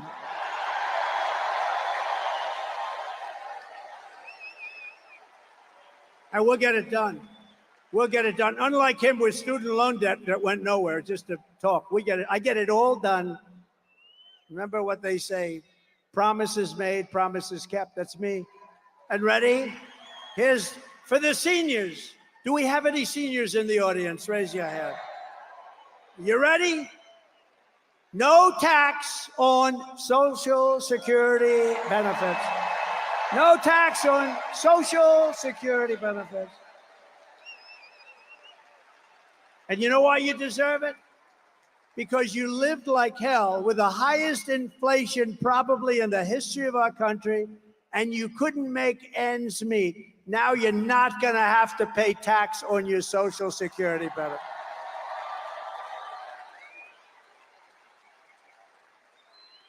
And I will always protect Social Security and Medicare, and they won't. They're going to destroy it. They're putting the migrants all over the place, including there.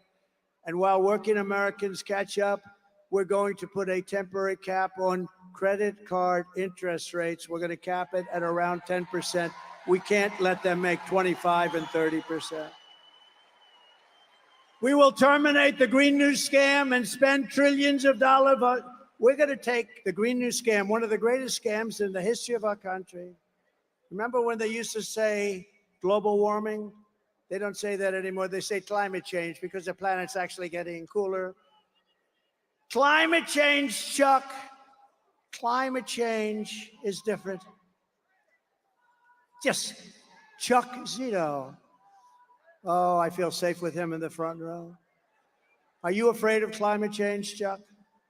Because now it's no longer global warming because that wasn't working so well, because it was getting cooler. Now it's climate change because that covers if it's warmer, it's cooler. We're going to take all of that money, we're going to take it, and we're going to rebuild. We're going to take this money from the Green New Scam.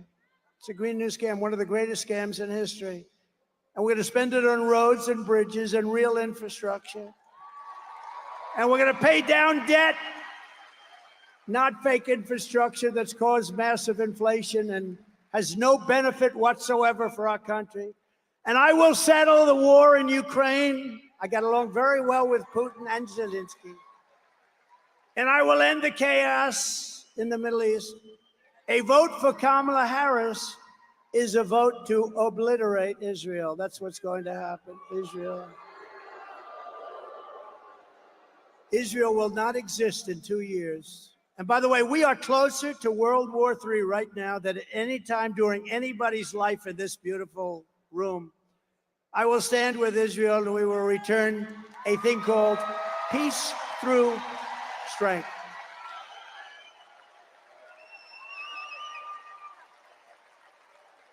And we're going to get it settled. We're going to get it done. We're going to get it done. We're not going to have war in the Middle East. We're not going to have war with Russia and Ukraine. You know, when I was there, we didn't have any war other than ISIS. I finished them off. We knocked out al-Baghdadi, the founder of ISIS. Think of that. We knocked them off. It was supposed to take 4 to 5 years. I did it in 4 weeks. General Raisin Cain, what's your name? Cain, sir, what's your first name? Well, they call me Raisin. I said, your name is Raisin Cain. That's the general I was looking. He did it in 4 weeks. The Russian attack on Ukraine and the October 7th attack on Israel would never have happened if I was president. Would never have happened.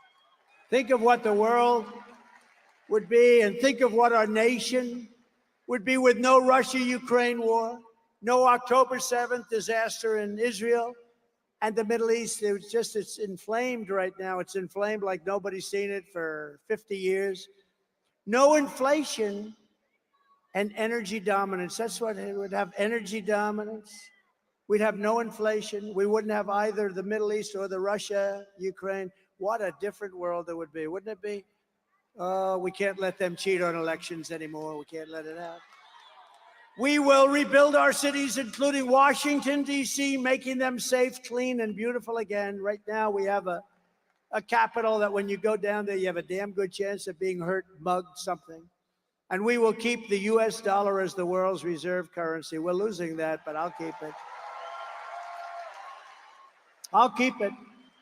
China wants to take it over, and if that happened to us, that would be like losing a war. That would be the biggest thing. That would make us a third world country. We will keep our dollar as the reserve currency. Remember I said it, and it will be easy. It'll be easy. But this is how we will end the era of inflation, mayhem, misery under Kamala and Crooked Joe, and unleash safety, prosperity, and peace for Americans of every race, religion, color, and creed. That's what we're going to do. Together, we will deliver low taxes, low regulations, low energy costs, low interest rates, low inflation, so that everyone can afford groceries, a car, and a home. Very simple. Right?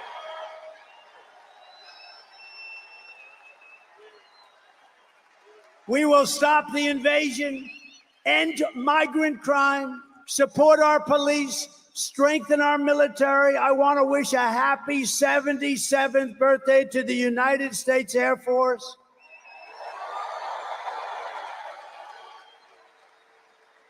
And if you remember, I created Space Force, which was the last since Air Force, which will soon be 5 years old. Space Force has turned out to be very important. We will build a missile defense shield around our country, keep critical race theory and transgender insanity out of our schools, and we will keep men out of women's sports.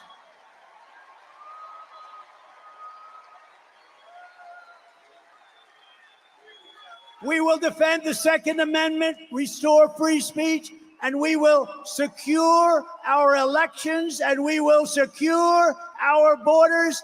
Everyone will prosper, every family will thrive, and every day will be filled with opportunity and hope.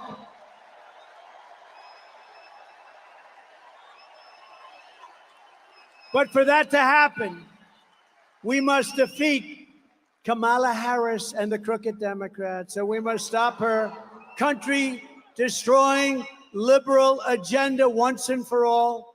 So get everyone you know and vote. We want a landslide that is very simply too big to rig. Too big to rig.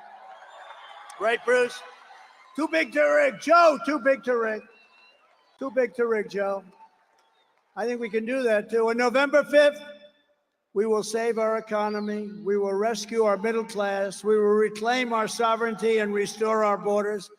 We will put America first, and we will take back our country, because together we will make America powerful again, make America wealthy again, make America healthy again, make America strong again, make America proud again, make America safe again, make America free again, and we will make America great again. Thank you very much. We love New York. Love New York. Thank you. God bless you all. Nice seeing you.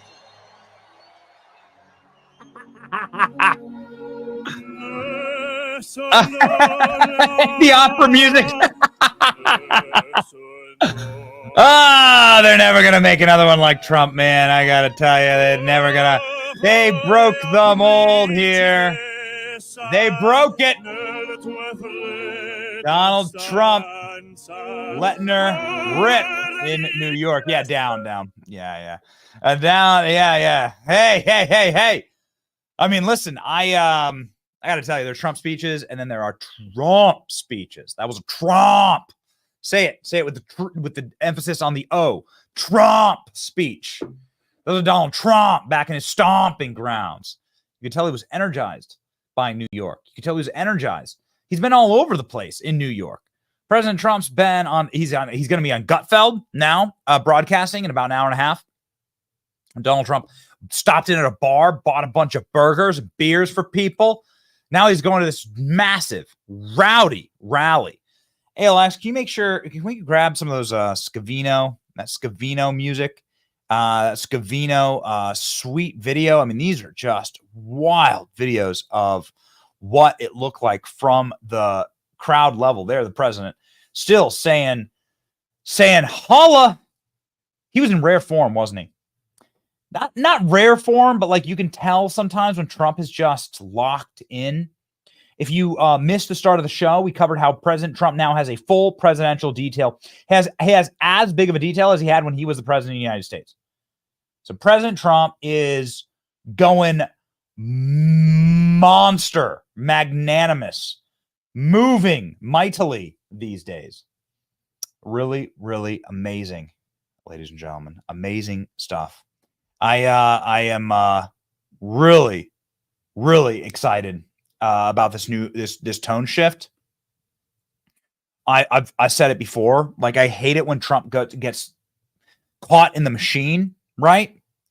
I hate it when Trump gets caught in the machine and when the machine can rig the vibe against Trump, because Trump was just, what's the right way? Like, what's the right way to say this? Like, he was loose tonight. He was got that energy, right? That is kinetic. There's no other way to say it. I mean, look. Let the video speak for itself here, will you? Look at it. Look at it. Woo. He is a funny guy. He's funny. He's cracking jokes. He's letting her rip. Look, proud. Man. We do it, and the election nationwide is over. We take over the White House, and we fix up our country. Okay? We fix up our No one out there looking like Trump. He just like has, it's just like, this was vintage 2016 Trump. Everything. What the hell do you got to lose? The nicknames. He dropped a Pocahontas on us. Bringing in the no tax on Social Security benefits. I think you should do no tax on pulling out money from your 401k. You want to win all 40 states? Do that, man. Do that. Yeah, it's the hometown hero Trump. The hometown hero energy Trump. This is a vibe. This is a vibe and an energy that is, boy, this is the winning energy.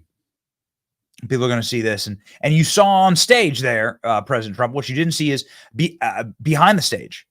This is the most viral clip that happened while President Trump was speaking. There's a young boy named Liam who has a rare brain disorder and disease. Liam went viral because President Trump sent Liam, who is a New York resident, a letter of encouragement. Is Liam getting the letter?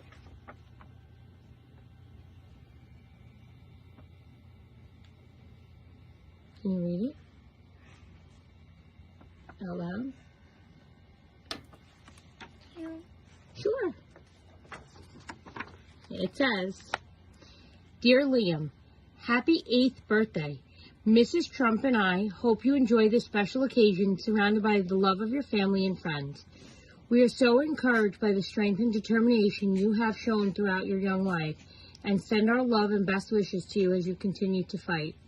Remember, you are never alone, and we are keeping you in our thoughts and prayers for continued health, for continued care and good health. May God bless you and your family. Stay strong. Sincerely. Can you tell me who signed that? He knew it was your birthday coming up?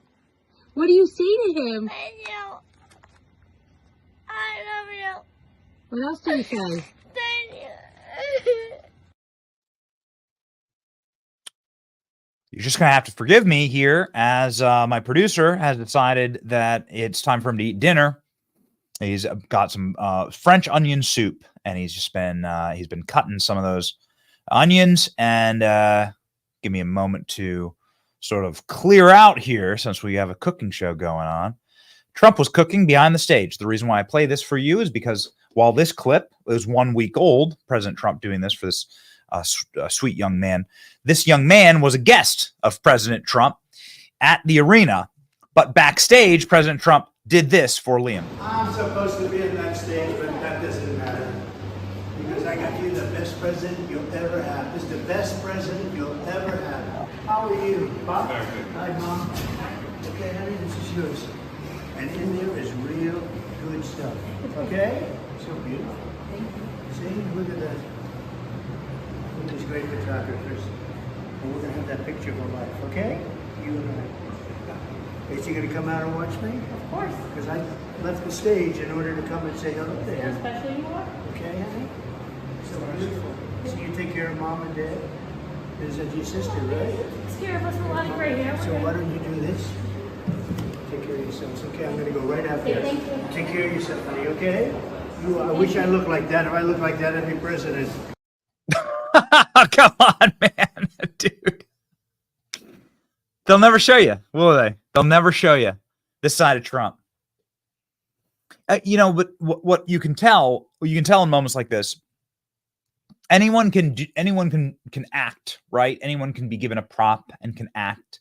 Joe Biden regularly does this. Barack Obama regularly feigns some type of tertiary interest in his fellow American, but it's not real. None of it ever resonates. There are hundreds of thousands of stories of Donald Trump like this. You've heard them before. You've heard people tell them on our show. Maybe you know somebody in real life that's had a moment like this with President Trump. I bet you do. I bet you do. I bet you know somebody who's gotten letters from the president, who's had interactions like this from the president. One random night, I kid you not, one random night, and we talk about it and we joke about it on the show because ALX wore tube socks the entire dinner. ALX had like an 8-hour dinner with Donald Trump at Mar-a-Lago. They had to cancel an event, bad weather, and ALX had an 8-hour dinner with Donald Trump because he's just a mensch. He's just a mensch. Donald Trump served me McDonald's on Trump Force One. That's my Trump story. It's wild.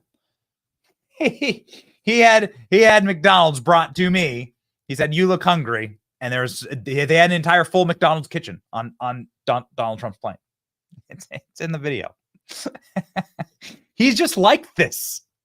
He's just like this. Match that authenticity. And the authenticity that we saw tonight, my producer is reminding me that the breaking news, we call her the Amazing Ashley. She's out of Philadelphia. Don't hold that against her. The Amazing Ashley reminding me the breaking news is that President Trump did promise to make the Ground Zero national memorial. So it would have national funding and would have agents, right, from the National Park Service running it. And so here is Liam, ladies and gentlemen. Here's just one more shot of him here outside of the Trump rally. There he is with his Trump hat on. This is a good shot of Liam there. Looks like he got a hockey necklace.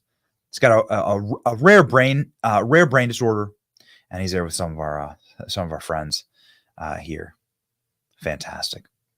Contrast that authenticity, the authenticity for Donald Trump, the authenticity that Trump has, and that we saw tonight, and that JD Vance has. I don't know if we have this loaded up. This is pretty amazing. JD Vance challenging. Do you have this?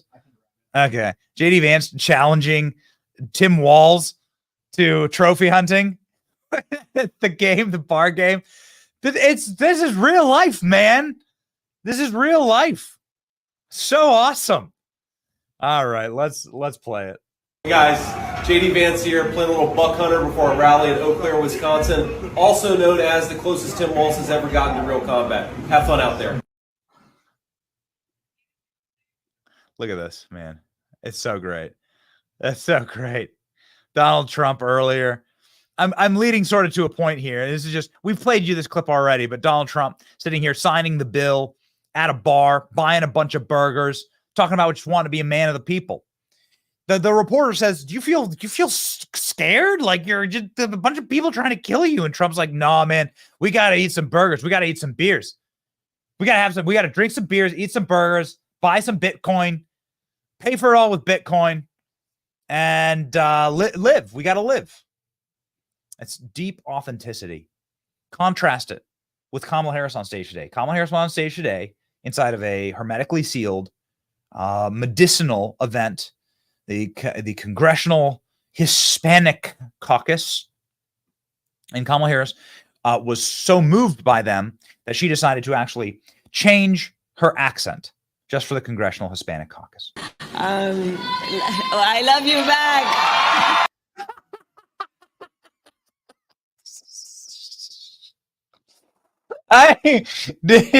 Could you hear it?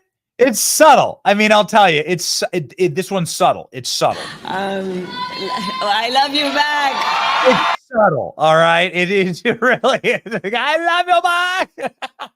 Arriba. Changes her cackle today. Contrast it. Kamala Harris.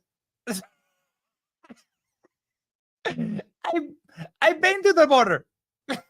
It's so good.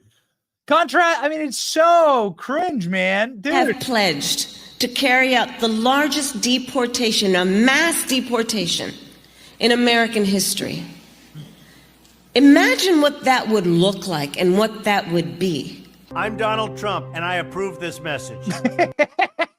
Kamala Harris doing Trump ads, baby. Kamala safe and stable condition after attempted interview. That's right. Very good. Very good job, Kamala. You survived another potential interview day. The libs can't live. They can't, man. They can't live with this current news cycle is breaking them. The Teamsters showing that the Teamsters do support Trump 2-1. Now, Biden, they like Biden, all right? Biden's put in a life with the Teamsters, but they love Trump. Now that they threw Biden into an open, erupting volcano, look at this. Look at these numbers. Teamsters for Trump, dude. Never seen it. No one's ever seen it. You have to go back 40 years. You have to go back before I was born. You ain't never seen it before. It's crazy. The Teamsters straight up, just call it what it is. The Teamsters endorse Trump. The Teamsters endorse Trump today. Libs down bad, all right? So there's what you're going to see. You're going to see some fake polls. You're going to see some cope. You're going to see some cringe. But let not your heart be troubled. Ladies and gentlemen, we own the memes of production. And I want to close with this and tell you, the assassination attempts, the losing their minds about memes. Gavin Newsom banned memes today. Gavin Newsom decided to ban memes. Therefore, Gavin Newsom just decided the First Amendment isn't real anymore in California. Okay, got it? California, you're going to get yourself you make a meme in California, you're going to have like an Ilian Gonzalez style raid on your home. Kamala Harris, this meme infuriated the left so much that Gavin Newsom went ahead and actually banned the meme. Just signed a bill to make it illegal in the state of California to distribute an ad or other electronic communication that contains material of deceptive content. So Saturday Night Live is illegal now in California. They wouldn't have to do it if they were winning. That's the takeaway message. They see that energy. They know they can't beat Trump. All of this stuff, view it through the prism of they can't beat Trump. They're freaking out because they have to do something. They have to do something to rig it. They're banning the memes. This is how much we are actually winning. This is how much we're winning, ladies and gentlemen. This happened today. So we're going to make sure that we play this meme today just to piss them all off so very much. We're very, very excited. We're very, very excited about it. I do have to point out just really briefly here that probably the greatest thread reply. Gavin Newsom claimed that he was going to ban memes. And Elon Musk said, I checked with renowned world authority, Professor Sugan D's Nuts, and he said parody is legal in America. Newsom should create an endowed chair of University of California, Professor D's Nuts. Yes. Pretty sure he graduated summa cum laude.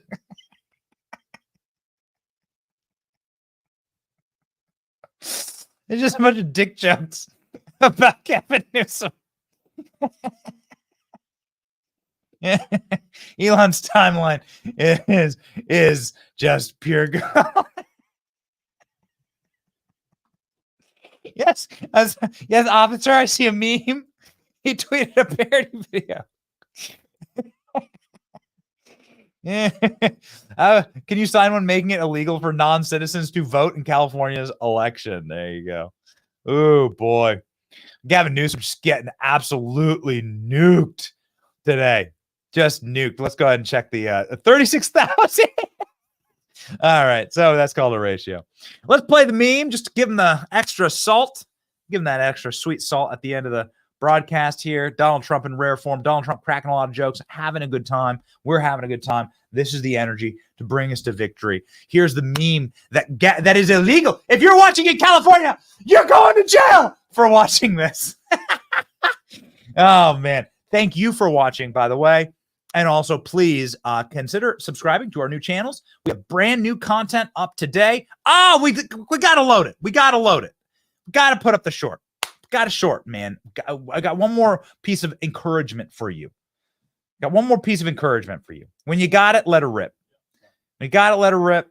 And boys, that'll get us an hour before Donald Trump is on Gutfeld. So it's a nice sign-off time. There we go. We went out to the streets, and I said, what do the kids think about Donald Trump's second assassination attempt? I said, what do the kids think? So we went to a local college, and we stood around at a local college. We said, yo, what do you think about President Trump's aura and vibe, second assassination attempt? They can't model this. Donald Trump has so many new supporters. It's so encouraging. It's just 60 seconds. Here we go. Oh, what do you think? F***ing Trump. Trump 2024. Trump. If he ain't dead, I'm voting red. I'm voting Trump. 2-time assassination attempt survivor. I know, it's pretty sick. I'm not gonna lie. Bulletproof. Hella aura right there. That's a hella so aura. much aura. So much aura. Trump. Who you going with? Trump. Probably Trump. Trump, of course. Yeah, 2024. Yes, sir. Definitely more Trump. Trump or Kamala? Trump. Oh, Trump. Trump 24. At this point, I got Kanye. Kanye wore a MAGA hat at the White House, so it's respectable. Trump or Kamala? What are we thinking, man? Trump, man. Trump. All Yes. the way. You know who I got. Trump, let's go. That's right. Trump. All the way. People try to kill him because he's right. I mean, what can I say? He's speaking the truth. Got to keep him in there. Got to keep him alive. Save the country. Trump or Kamala? Kamala, because I want to get an abortion if I need to get an abortion. Bye. Go home to mommy. Go home to mommy. We're going to meme our way into the White House. It's just the 2016 energy all over again. As Alex said, we got Pepe's with Trump. We got Trump dropping Pocahontas on stage. Trump bringing that energy, and that's how we're going to win. This is how we're going to do it, baby. All right, here we go. Please follow our new channels, by the way. Here's the meme that will get you. I don't know if we have the graphic, boys. No? Okay. Channels are linked in the description here. We're going to be doing Man on the Streets and long-form interviews, and we're not going to quit. Team never quit. All right. If you're watching in California, please turn your streams off right now, because here's the meme that Gavin Newsom wants to put you in jail for. Hi, Kamala Harris, and your Democrat candidate for president, because Joe Biden finally exposed his senility at the debate. Thanks, Joe. I was selected because I am the ultimate diversity hire. I'm both a woman and a person of color. So if you criticize anything I say, you're both sexist and racist. I may not know the first thing about running the country, but remember, that's a good thing if you're a deep state puppet. I had 4 years under the tutelage of the ultimate deep state puppet, a wonderful mentor, Joe Biden. Joe taught me rule number 1, carefully hide your total incompetence. I take insignificant things and I discuss them as if they're significant. And I believe that exploring the significance of the insignificant is in itself significant. Talking about the significance of the passage of time, right? The significance of the passage of time. So when you think about it, there is great significance to the passage of time, and there is such great significance to the passage of time. Another trick is trying to sound black.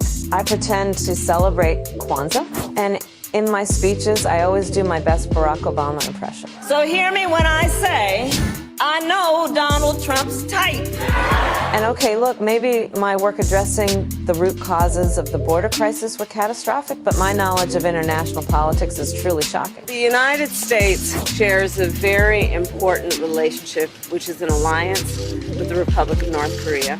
It is an alliance that is strong and enduring. And just remember, when voting this November, it is important to see what can be, unburdened by what has been. And by what has been, I mean Joe Biden. You think the country went to shit over the past 4 years? You ain't seen nothing yet.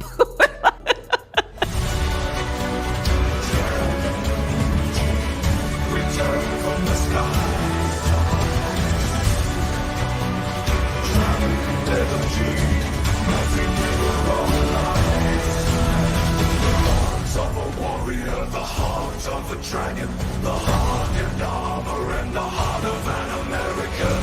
Make our country great again.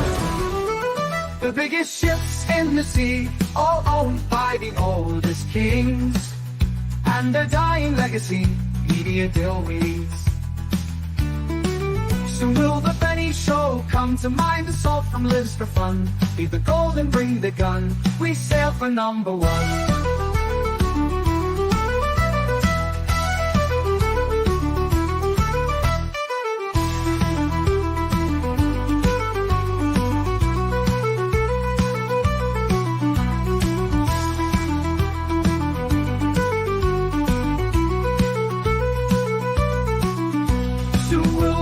Show, come to mind. The salt from lives for fun. Leave the gold and bring the gun. We sail for number one. The biggest ships in the sea, all owned by the oldest king.